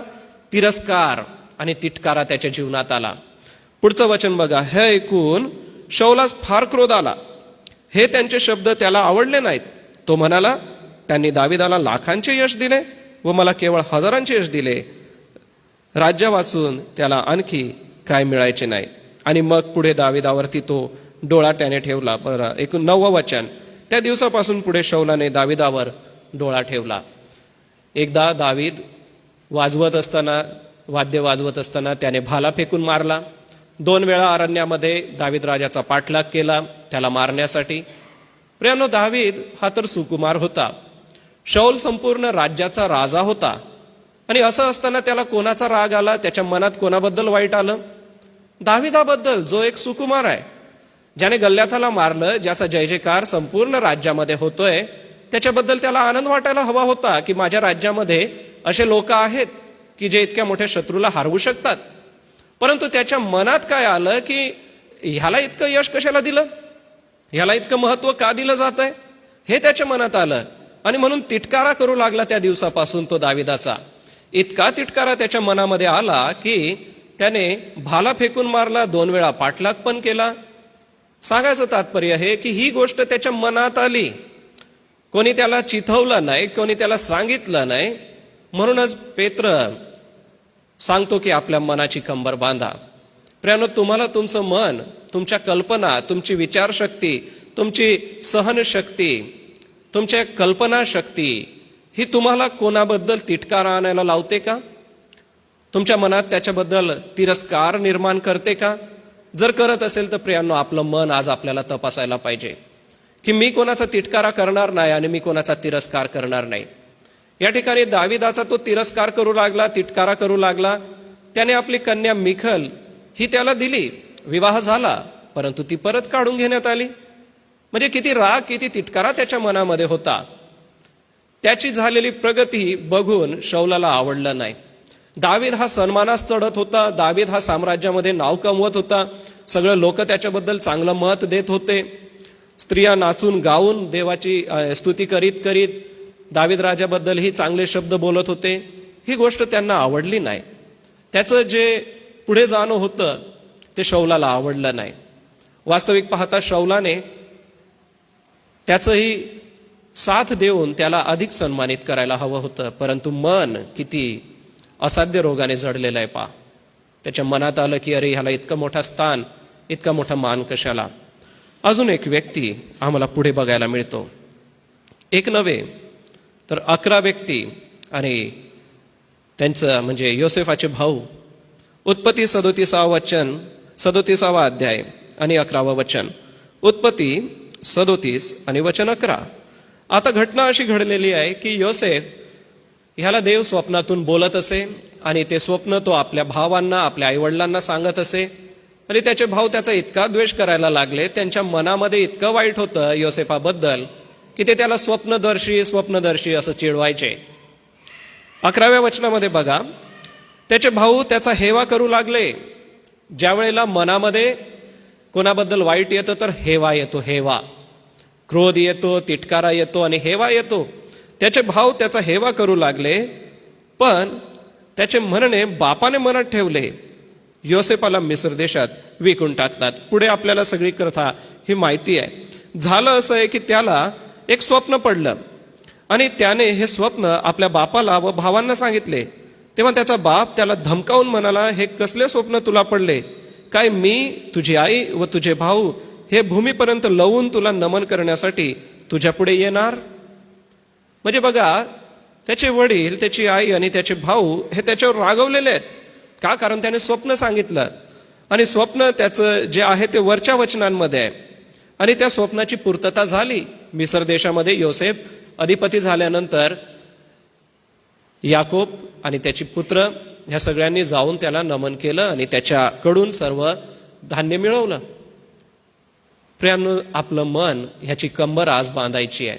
आपल्या मनाला नियंत्रित ठेवायचं आहे. जर नियंत्रित ठेवलं नाही तर हेवा मनामध्ये येतो. योसेफाच्या भावांच्या मनामध्ये त्याच्याबद्दल हेवा यायला लागला. अरे खरं पाहिलं असता याकोबाने झगा केला होता आणि तो झगा त्याने योसेफाला दिला आणि तोच झगा नंतर या भावांनी आणून दाखवला की आमचा भाऊ मरण पावला. सिंहांनी, हिंस्र शापदांनी त्याला खाऊन टाकलं. प्रियजन हो, हेवा माणसाला किती दूरपर्यंत घेऊन जातो. त्यांनी आपल्या भावाचा घात केला, नाश केला, त्याला खड्ड्यात टाकलं, नंतर काढून त्याला विकून टाकलं. त्यांचं मन त्यांना खात नव्हतं का की आम्ही आमच्या भावाला विकून टाकलं? त्यांचे हात थरथर कापले नाही का की ज्या वेळेला त्यांनी त्यांच्या भावाचा झगा आपल्या बापाला दाखवला? आपल्या बापाबद्दल बोलत असताना आम्ही खोटं बोलत आहोत ह्याचं त्यांना वाईट वाटलं नाही का? प्रियांनो, ज्या वेळेला मनुष्याच्या मनाची कंबर बांधली जात नाही, मन नियंत्रणात येत नाही, त्यावेळेला मन हे हेवा करायला लागतं. प्रियांनो, आपल्या जीवनात कोणाबद्दल कसल्याही प्रकारचा हेवा बाळगू नका. योसेफाचं चारित्र्य आणि योसेफाचं जीवन हे योसेफासाठी देवाने ठेवलेलं होतं. आपल्याही प्रत्येकासाठी देवाने जीवन ठेवलेलं आहे. आपल्याही प्रत्येकासाठी देवाने आशीर्वाद ठेवलेले आहेत. आपलं जीवन आपण जगू आणि देवाला धन्यवाद देऊ. अजून एक व्यक्ती पुढे आपल्याला दाखवतो, ते आहेत अहरोन आणि मिरियाम. गणनाचा 12वा अध्याय आणि 1 वचन काढू. ही गोष्ट आपल्या सगळ्यांना माहिती आहे. गणनाचं पुस्तक 12व्या अध्यायाचं 1 वचन. ज्या वेळेला आम्ही आमच्या मनाला नियंत्रित ठेवत नाही त्यावेळेला काय होतं, आम्ही विरुद्ध बोलायला लागतो. या ठिकाणी अहरोन आणि मिरियाम यांनी काय केलं? मोशेने कुशी लोकातली एक स्त्री बायको केल्यामुळे मिरियाम व अहरोन त्याच्या विरुद्ध बोलू लागले, कारण त्याने कुशी लोकातली स्त्री बायको करून घेतली होती. बघा 2 मध्ये ते काय म्हणतात? ते म्हणाले, परमेश्वर केवळ मोशेशीच बोलला आहे काय, आमच्याशी पण नाही का बोलला? परमेश्वर मोशेसोबत बोलतो ह्याचा त्यांना राग आलेला आहे आणि कुशी स्त्री केली ही वास्तविक त्याची पत्नी आहे. आणि ते नुसतं एक निमित्त काढून मिरियाम आणि अहरोन मोशे संगती भांडत आहे. त्यांच्या मनात काय आलं की देव फक्त मोशे संगतीच बोलतो का? त्यांच्या मनात काय आलं की याने ही स्त्री पत्नी केलेली आहे? प्रियांनो, बोलत असताना ते विरुद्ध बोलायला लागले. इतका वेळ मोशे त्यांना अरण्यातून घेऊन आला. त्यांच्या रक्तमासाचा होता. या मोशेलाच लहानपणी ज्या वेळेला पेटाऱ्यात टाकलं, मिरियाम दुरून बघत होती.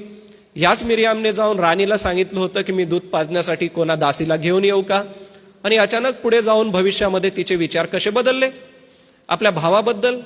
का? कारण तिच्या मनात काय आलं की देव काय मोशे संगतीच बोलतो का? देव आमच्या संगती बोलत नाही का?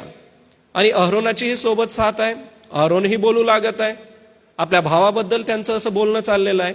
एकच गोष्ट आहे, त्यांनी आपल्या मनाला नियंत्रित ठेवलं नव्हतं म्हणून हे घडलं. त्यांनी आपल्या विचारांना, त्यांनी आपल्या कल्पनाशक्तीला, आपल्या भावनांना मनात ठेवलं नाही म्हणून ते आपल्या भावाबद्दल बोलायला धजले आणि ते विरुद्ध बोलू लागले. परिणाम काय झाला? मिरियाम कोडाने पांढरी शुभ्र झाली आणि तिला छावणीच्या बाहेर ठेवावं लागलं आणि छावणीच्या बाहेर तंबूमध्ये तिला ठेवावं लागलं आणि ती बरी होईपर्यंत ती कोडासारखी, बर्फासारखी कोडाने पांढरी शुभ्र झालेली आहे आणि ती कोडी असताना तिला ठेवावं लागलं आणि ते पुढे चालले नाही.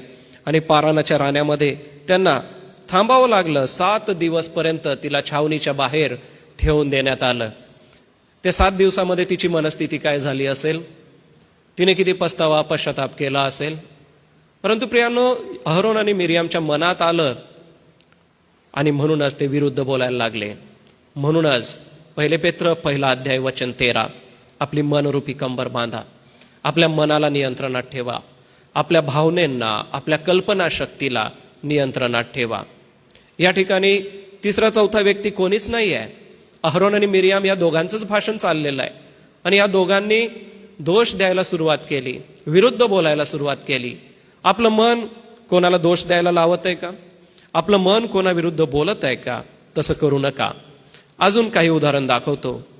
एक उदाहरण या ठिकाणी एलियाचं सुद्धा आहे. झालं असं आहे, 1 राजे 19व्या अध्यायामध्ये आपण जाऊया.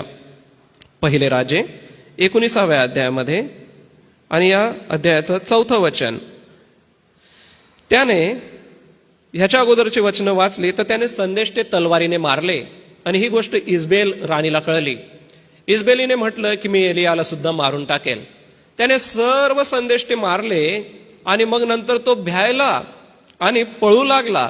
आणि पळत असताना 4थं वचन बघा, तो काय म्हणतो? तो स्वतः रानात 1 दिवसाची मजल चालून जाऊन एका रतामाच्या झुडपाखाली जाऊन बसला. आपला प्राण जाईल तर बरे असे वाटून तो म्हणाला, हे परमेश्वरा, आता पुरे झाले. बघा, एका बाजूने त्याने सर्व जे बालाचे संदेष्टे आहे ते मारून टाकलेले. इजबेल राणीला ह्याच्याबद्दल राग आला आणि इजबेलीने म्हटलं की मी एलियाला मारून टाकेल. त्याची त्याला भीती वाटली. जो देवाच्या सामर्थ्याने भरलेला होता, देवाचं सामर्थ्य त्याच्या जीवनात होतं, पण भीती, निराशा इतकी त्याच्या जीवनामध्ये आली की त्या निराशेमुळे त्याच्या मनात ती निराशा आली. ती काय बाहेरून आली नाही. त्याला कोणी पकडलेलं नाहीये, त्याच्या मागे कोणी सैनिक लागलेले नाही आहेत. फक्त इजबेल राणीने म्हटलं की मी तुला संपवेन किंवा तुझा मी नाश करेन, हे त्याला सांगितलं. परंतु तो त्याचा निघाला, त्याचा प्रवास करत आहे. 1 दिवसाची मजल चालून गेलेला आहे. सांगायचं तात्पर्य आहे की निराशा माणसाच्या जीवनात येते, ती मनात येते. आणि तो काय शब्द बोलला बघा, हा देवाचा अभिषिक्त एलिया, ज्याने शब्द बोलला आणि 3 वर्ष पाऊस पडला नाही आणि नंतर प्रार्थना केली त्यावेळेला पाऊस पडला. तो काय म्हणतो 4थ्या वचनामध्ये की आपला प्राण जाईल तर बरे. त्याला स्वतःच्या जीवाबद्दल पण वाईट वाटलं की देवा मला तू मारून टाक, असंच त्याला म्हणायचं आहे की मी मेलो तरी चालेल, पण हे संकट नको आता, हा त्रास नको आता. इजबेल राणी आता माझ्या मागे लागलेली आहे, तिचे लोक मला मारतील, ही भीती त्याच्या मनात आली. तो किती निराश झाला.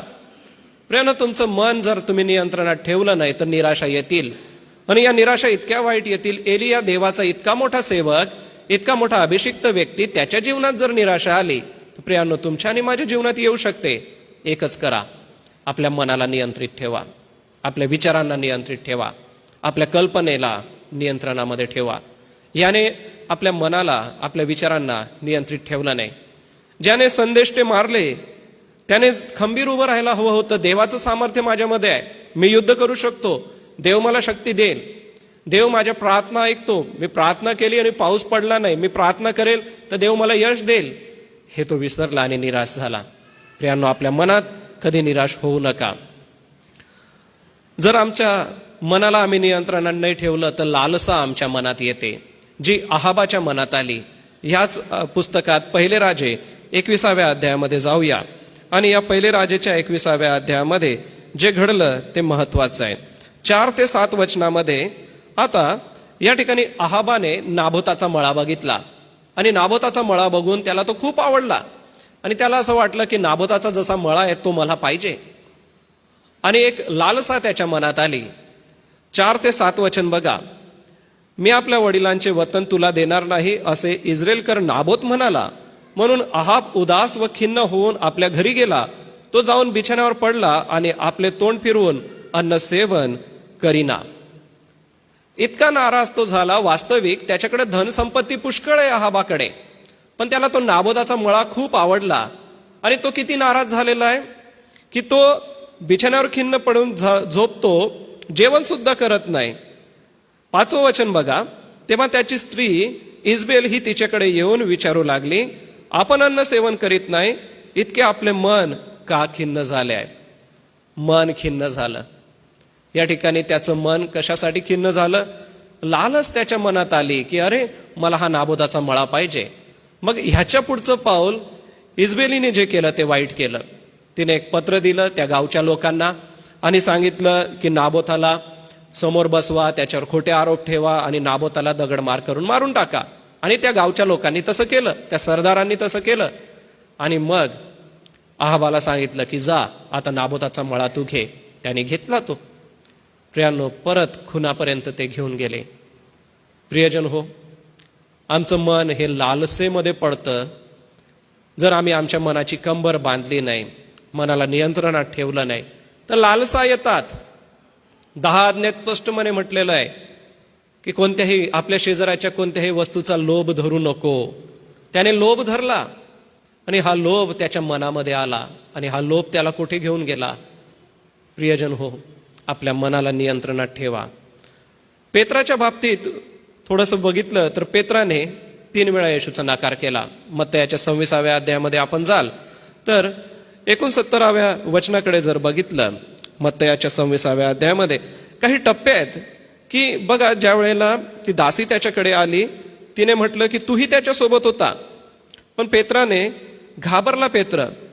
आणि एक दासी त्याच्याकडे येऊन म्हणाली, तू गालिलकर येशू बरोबर होता. तो सर्वांच्या समोर नाकारून म्हणाला, तू काय म्हणतेस हे मला ठाऊक नाही. पहिल्या वेळेस तो काय म्हणतो? मला ठाऊक नाहीये. दुसऱ्या वेळेस तो काय म्हणतो? देवडीवरती. दुसऱ्यांदा तू नासुरी येशू बरोबर होता. दुसऱ्यांदा तो शपथ वाहून म्हणतो मी त्याला ओळखत नाही. आणि तिसऱ्यांदा तो शाप उच्चार करून म्हणतो की मी त्याला ओळखत नाही. प्रियांनो, ती दासी येऊन त्याला विचारते. ते लोक त्याच्या बोलीभाषेवरून ओळखतात की येशू बरोबर आहे. पण त्याच्या मनात काय आलं की हे मलाही मारतील. येशूला जसं वधस्तंभावर खिळायला घेऊन गेले, मलाही खिळायला घेऊन जातील, हे त्याच्या मनात आलं. वास्तविक भविष्यवाणी पूर्ण झाली. 3 वेळा तो नाकारेल ही भविष्यवाणी होती, ती पूर्ण झाली. परंतु वास्तविक त्याच्या मनामध्ये भीती आली की मी जर येशू बरोबर आहे असं सांगितलं तर हेही मला आतमध्ये घेऊन जातील, मलाही फटके मारतील आणि मलाही येशू संगती वधस्तंभावर खिळून टाकतील. तसं झालं असतं तर इतिहास वेगळा झाला असता. देवाची योजना कदाचित वेगळी होती. परंतु सांगायचं तात्पर्य हे की तुमच्या मनात एखादी भीती आहे का? मी येशू ख्रिस्तात संगती आहे किंवा येशू ख्रिस्त माझा आहे हे सांगायला भीती वाटते का? आज जगामध्ये जे घडत आहे, तुम्ही ख्रिस्ती या नात्याने, तुम्ही ख्रिस्ती आहात म्हणून तुमच्या जीवनामध्ये वेगवेगळ्या गोष्टी बंधनकारक केल्या जातील. भीती आहे का? पेत्राला भीती वाटली आणि 3 वेळा त्याने नाकारलं. शाप उच्चार करून नाकारलं. म्हणजे त्याने शाप देऊन दिले, स्वतःला वाईट बोलून घेतलं आणि म्हटलं की मी त्याच्यातला नाही आहे. प्रियांनो, आज ख्रिस्ती आपल्या मनामध्ये आपण घ्या की ख्रिस्ती या नावामुळे आपला छळ जरी झाला तरी आम्ही नाकारणार नाही. ख्रिस्ती या नावामुळे किंवा मी ख्रिस्ताचा आहे म्हणून वेगवेगळ्या गोष्टींपासून मी वंचित जरी राहिलो तरी मी येशू ख्रिस्ताला सोडणार नाही. आपल्या मनाची कंबर आज बांधली पाहिजे. आज आपल्या मनाला ह्याचं शिकवण आपण दिलीच पाहिजे. आपल्या कल्पनेला, आपल्या विचारांना ह्याची शिकवण द्या की माझ्या मनात भीती नाहीये की मी येशूचा आहे. पेत्राच्या मनात ती भीती आली आणि म्हणून त्या दासीला पण म्हणाला, तेथे बसलेल्या लोकांना पण तो म्हणाला की मी त्याच्यातला नाही आहे. आणि नंतर जाऊन तो रडला. त्याला वाईट वाटलं की मी हे काय केलं. हे सगळं त्याच्या मनात चालत होतं की मी येशू सोबत आहे तर हे लोक मला बोलतील, मला मारतील, मलाही छळ करतील. प्रियांनो, तुम्ही येशूचे आहात म्हणून छळ झाला तर घाबरू नका. तुम्ही आणि मी येशूचे आहोत म्हणून भीती बाळगू नका. आमच्यामध्ये देवाने सामर्थ्याचा आत्मा दिला. हे सगळं बघत असताना आता काही लोक आहेत की ज्यांनी आपलं मन खंबीर केलं. आतापर्यंत आपण नकारात्मक लोक बघितले, की ज्यांच्या मनामध्ये गोष्टी आल्या आणि त्यांनी चुकीचं पाऊल उचललं. पण असे काही चांगले लोक पवित्र शास्त्रामध्ये झाले की त्यांच्या जीवनामधून आम्हाला चांगलं बघायला मिळतं. जसं योसेफाच्या जीवनात उत्पत्ती 39व्या अध्यायाचं 9 ते 12 वचन बघा, किंवा 9 आणि 12 वचन बघा. उत्पत्तीच्या 39व्या अध्यायामध्ये योसेफ आम्हाला दिसतो. योसेफाचं चरित्र फार सुंदर आहे. आणि या 9व्या वचनामध्ये, या घरात माझ्यापेक्षा ते मोठे नाहीत. आता त्या ठिकाणी त्याने आपलं मनाला नियंत्रित ठेवलं होतं. स्वतःवर नियंत्रण. मनाची कंबर बांधणं म्हणजे काय करणं? स्वतःवर नियंत्रण ठेवणं. पोटिफराच्या या घरामध्ये जे काही घडलं ते आपल्याला वाचण्यास मिळतच आहे. आपण अनेक वेळेला वाचलेलं आहे. आणि त्याची जी स्त्री आहे ती नेहमी योसेफाला मोहात टाकत होती. आणि योसेफाला असे काही शब्द तिने बोललेले आहेत की ते वाचल्यानंतर तरुण असा योसेफ असताना त्याच्या जीवनाला मोह घालण्याचा ही प्रयत्न करत होती. आणि तिच्या या प्रयत्नांना योसेफाने यश येऊ दिलं नाही. त्याने तिला स्पष्टपणे सांगितलं की माझे धनी आहेत आणि तुम्ही त्याची पत्नी आहात, तर ती गोष्ट फक्त त्यांनी दूर ठेवलेली आहे. मी बघा 9व्या वचनाचा शेवटला भाग, एवढी मोठी वाईट गोष्ट करून मी देवाच्या विरुद्ध पाप कसे करू, ती त्याला म्हणत होती. माझ्यापाशी नीज 7व्या वचनामध्ये बघा, ती नेहमी त्याच्यावर लक्ष ठेवून होती, परंतु तो आपलं वस्त्र तेथेच टाकून निघून गेला, परंतु ते पाप करायला तयार झाला नाही. मनाची कंबर किती त्याने बांधली होती. स्वतःचं मन त्याने किती नियंत्रणात ठेवलं होतं. तो सुकुमार होता, तरुण होता, वासनेला बळी पडू शकत होता. कसल्याही प्रकारचा मोह त्याने मनामध्ये येऊ दिला नाही. त्याने काय केलं असतं कदाचित धन्याला कळलं नसतं, परंतु प्रियानो त्याने कसल्याही प्रकारचा विचार केला नाही. त्याने स्पष्टपणे म्हटलं की हे योग्य नाही, हे देवाविरुद्ध पाप आहे आणि मी ते करणार नाही. त्याने वस्त्र तिथेच टाकले आणि निघून गेला, पळून गेला तो बाहेर. त्याने आपल्या मनाला नियंत्रणामध्ये ठेवलं होतं. इयोब म्हणतो की मी तर माझ्या डोळ्यांशी करार केला आहे, मी माझी नजर कोणा कुमारिकेकडे कशी जाऊ देऊ. पौल तिमथ्याला ज्या वेळेला शिकवतो त्यावेळेला तो म्हणतो की तरुण स्त्रियास बहिणी समान समजून बोध कर. प्रियांनो, हे मोहाचे प्रसंग जीवनामध्ये येतील, पुरुष म्हणूनही येतील आणि स्त्री म्हणूनही आपल्या जीवनात येतील. डोळ्यांची वासना ही येऊ शकते, पण मन जर कंबर बांधली आपण मनाने जर आपण स्वतःला नियंत्रणामध्ये ठेवलं तर प्रियांनो हे प्रसंग येऊ शकत नाही. या प्रसंगावर आपण मात करू शकतो. जर योसेफ करू शकतो तर आम्ही का नाही? योसेफाने स्वतःवर नियंत्रण ठेवलं. आज सामाजिक परिस्थिती बघत असता अनेक गोष्टी आपल्या अवतीभोवतीला घडत आहेत. असं असताना आपलं मन नियंत्रणात ठेवा प्रियांनो. 1 पेत्र 1 अध्याय 13 वचन, आपली मनरूपी कंबर बांधा, आपल्या मनाला नियंत्रणात ठेवा आणि कसल्याही प्रकारच्या वासनेला बळी पडू नका. अजून एक व्यक्ती आहे की ज्याने आपलं मन नियंत्रणात ठेवलं, ज्याच्या मनामध्ये देवाचा आवेश होता, तो आहे राजा दावीद. गल्ल्यात आला आणि गल्ल्यात इस्रायली लोकांना बोलू लागला. फक्त इस्रायली लोकांना गल्ल्यात बोलत नव्हता, तर इस्रायलाच्या देवाला बोलत होता. दाविदाला राग किंवा आवेश कोणत्या गोष्टीचा आला तर हयाने इस्रायली लोकांच्या सेना तुच्छ लेखाव्या का. बघा 1 शमूएल 17 अध्याय, ते जे शब्द आहे ना ते फार मनाला लागतात. 1 शमूएल याच्या 17व्या अध्यायामध्ये आपण जा आणि ह्या 17व्या अध्यायातलं 26वं वचन बघा. त्या ठिकाणी स्पष्टपणे म्हटलंय, आसपास उभे असणाऱ्या लोकांना दाविदाने विचारले, या बलिष्ठाला मारून इस्रायलाची अप्रतिष्ठा दूर करणाऱ्या मनुष्याला काय मिळेल? या असून ती बलिष्ठाने जिवंत देवाच्या सेना तुच्छ लेखाव्यात काय? आणि मग जाऊन तो गल्ल्याथाबरोबर लढतो. त्याच्या मनात आलं, त्याला कोणी सांगितलं नाही की तू जाऊन लढाई कर. तो शिपायांना काय म्हणतो की त्याने देवाला तुच्छ लेखावं काय, देवाच्या सेनेला तुच्छ लेखावं काय. तो देवाबद्दल बोलत होता म्हणून दाविदाला राग आला, आवेश आला, धैर्य आलं त्याच्यामध्ये. ज्या वेळेला आपण आपल्या मनाला नियंत्रणात ठेवतो, आपलं मन देवाकडे जडलेलं असतं, त्यावेळेला आम्हाला देवाविषयीचा आवेश आमच्या मनात निर्माण होतो. आणि त्याला देवाच्या मंदिराविषयी पण आवेश होता. तुझ्या मंदिराचा द्वारपाळ व्हायला मला आवडेल असंही तो म्हणतो. प्रियांनो, ज्या वेळेला आपण आपलं मनाची कंबर बांधतो, देवाच्या हातामध्ये देतो आपलं मन, त्यावेळेला आम्ही वासनेपासून पळ काढू शकतो, स्वतःवर नियंत्रण ठेवू शकतो. आणि ज्या वेळेला आम्ही आमचं मन देवाच्या वचनामध्ये बांधतो, देवामध्ये बांधून टाकतो, त्यावेळेला आम्हाला आवेश येतो. देवाविषयीचं प्रेम उचंबळून आलं. गल्ल्यात फार उंच आहे, धिप्पाड आहे, दावीद तर सुकुमार आहे, परंतु बघा त्याने मागचा पुढचा कसलाच विचार केला नाही. माझ्या देवाबद्दल बोलतो ह्याचा राग त्याला आला आणि जाऊन त्याने युद्ध केलं आणि तो विजयी झाला. देवाने त्याला विजय दिला कारण देवाने त्याचं मन जाणलं.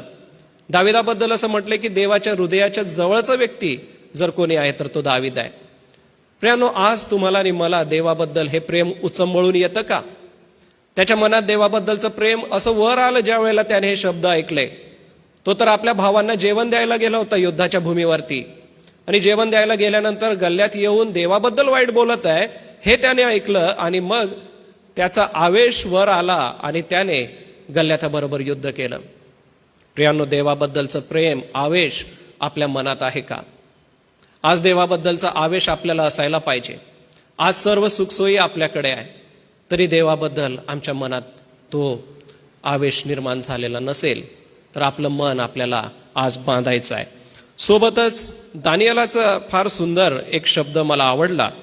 दानिएलाच्या पहिल्या अध्यायाचं 8वं वचन जर बघितलं तर ज्या वेळेला आम्ही आमची मनरूपी कंबर बांधतो त्यावेळेला आम्ही आमचं जीवन कशा पद्धतीने जगतो. पहिल्या अध्यायाचं 6वं आणि 8वं वचन. 6व्या वचनामध्ये त्याचे हे 3 मित्र आहे.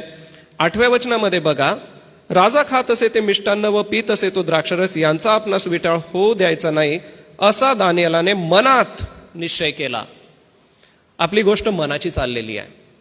त्याच्या मनामध्ये काय आलं की या गोष्टीचा विटाळ मला नसावा ह्याचा निश्चय त्याने केला. बघा, वचन स्पष्टपणे म्हणतं की मनात निश्चय केला. कसला विटाळ नसावा की जे अन्न ते देत होते आणि जो द्राक्षरस ते पाजत होते ते आम्हाला प्यायचं नाहीये.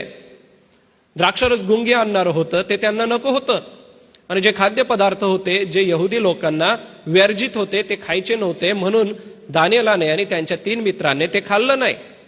प्रियानो, त्याने मनाचा निश्चय केला की ह्या गोष्टी मला नको. ज्या वेळेला आपण आपल्या मनाची कंबर बांधतो त्यावेळेला आपण निश्चय करतो. तर ख्रिस्ती या नात्याने कोणत्या गोष्टीचा तुम्ही आणि मी निश्चय केलाय? हा द्राक्षरस समोर येणार नाही. ज्या गुंगी आणणारे पदार्थ आहे त्यांना मी स्पर्श करणार नाही ह्याचा निश्चय केला का? किंवा ज्या गोष्टी आमच्या जीवनाला देवापासून दूर घेऊन जातात, आमच्या शरीराला खराब करतात, त्या मी स्पर्श करणार नाही असा निश्चय केला का? त्याने आपल्या मनात निश्चय केला की मी ह्याचा स्पर्श करणार नाही, मी हे खाणार नाही, मी हे पिणार नाही. प्रियानो, आजची पिढी बघता आणि आजच्या समाजाची परिस्थिती बघता अशा खूप साऱ्या गोष्टी अवतीभोवतीला घडत आहे, पण हे आम्ही कधीच खाणार नाही, याला आम्ही कधीच स्पर्श करणार नाही असा निश्चय मनात केला पाहिजे. ज्या वेळेला आपण आपलं मन परमेश्वरामध्ये बांधतो, नियंत्रणात ठेवतो, त्यावेळेला आम्ही निश्चय करतो. सोबतच लुदिया प्रेषितांची कृत्य 16व्या अध्यायाच्या 14 आणि 15व्या वचनात दिसते. आपल्या सगळ्यांना ही गोष्ट माहिती आहे. नदी किनारी जाऊन ते प्रार्थना करत होते आणि पौलाने ज्या वेळेला बघितलं ती देवभक्ती करणारी होती. ज्यांचं मन देवाकडे लागलेलं आहे, ज्यांचं मन देवाकडे बांधलेलं आहे, ते देवाची भक्ती करतात. तुम्ही आणि मी देवाची भक्ती करणारे बनूया. पौलाचं जीवन बघा, देवाच्या प्रीतीने भरलंय. 2 थेसल 3 अध्याय वचन 5 हे वचन आपण वाचू. 2 थेसल 3 अध्याय आणि वचन 5. प्रभू ही तुमची मने देवाच्या प्रीतीकडे व ख्रिस्ताच्या सहनशीलतेकडे लावो. आमचं मन आम्ही बांधतो त्यावेळेला काय होतं? आम्ही देवावर भरलं जातो, देवाच्या प्रीतीने भरलं जातो, देवाच्या प्रेमाने भरलं जातो. सोबतच तिमथ्याला 1 तिमोथी 1 अध्यायाच्या 1 ते 5 वचनामध्ये पौल म्हणतो की तुझ्या ठाई असलेला निष्कपट जो विश्वास आहे तो निष्कपट विश्वास तुला सहाय्य करो. ज्या वेळेला आम्ही विश्वास ठेवतो त्यावेळेला घडतं. प्रियांनो, लागूकरण आपण बघू, यावरती स्क्रीनवरती आहे. हे लागूकरण आपल्या जीवनामध्ये आपण घ्या, आणि या लागूकरणाला आपल्या जीवनामध्ये घेत असताना आपली जाणीव ठेवा. आपली बुद्धी, आपले विचार, आपलं मत आपण काय बनवतोय, आपली स्मरणशक्ती, आपल्या भावना, आमची तर्कशक्ती, आमच्या चेतना या आम्हाला कुठे घेऊन जात आहेत. 1 पेत्र 1 अध्यायाचं 13 वचन, आपल्या मनरूपी कंबर बांधा. ज्यांनी कंबर बांधली नाही ते पापात पडले. ज्यांनी आपल्या मनरूपी मनाची कंबर बांधली, त्यांनी विश्वास राखला.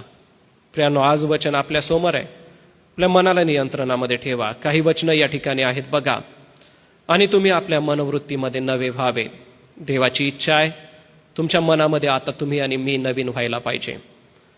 रोमकरासपत्र 12व्या अध्यायाचं 2रं वचन म्हणतं, मनाच्या नवीकरणाने स्वतःचं रूपांतरण होऊ द्या. आज आपल्या मनाचं नवीकरण होऊ द्या. प्रियांनो, आपलं मन बांधून टाकूया, देवामध्ये बांधूया. या वचनाचे आजच्या उपदेशाचे PDF येशू चर्च नंदुरबार या व्हॉट्सअप ग्रुपला थोड्या वेळाने टाकण्यात येतील. देवाचं हे पवित्र वचन देव आपणा सगळ्यांसाठी आशीर्वादाचं करो. आपल्या मनाचा ठाव घेऊया, तपास घेऊया, या प्रार्थना करू. आमच्या दयाळू परमेश्वर पित्या, आम्ही तुझी स्तुती करतो आजच्या या सकाळच्या समयासाठी. आम्ही आभार मानतो. आणि प्रभूजी, ही उदाहरणं आम्ही पाहिली.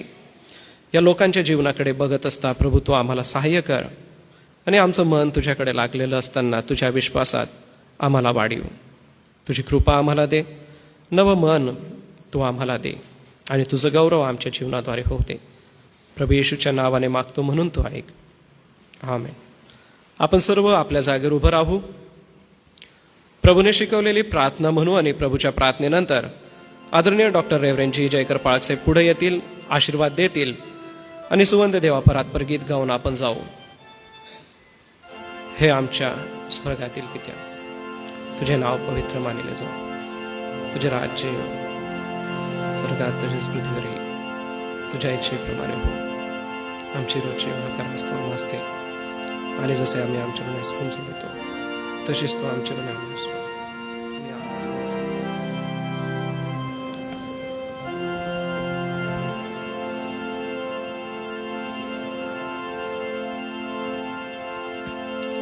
आता आपल्या तारणाऱ्या प्रभू येशू ख्रिस्ताची कृपा, देवजबाप्याची प्रीती आणि पवित्र आत्म्याची सहभागिता आपणा सर्व विश्वासणाऱ्यांबरोबर, देवाची मंडळी आणि इस्रायल राष्ट्र याबरोबर आता आणि सदा सर्व काळ होत राहू. आमेन. सुवंद्य देवा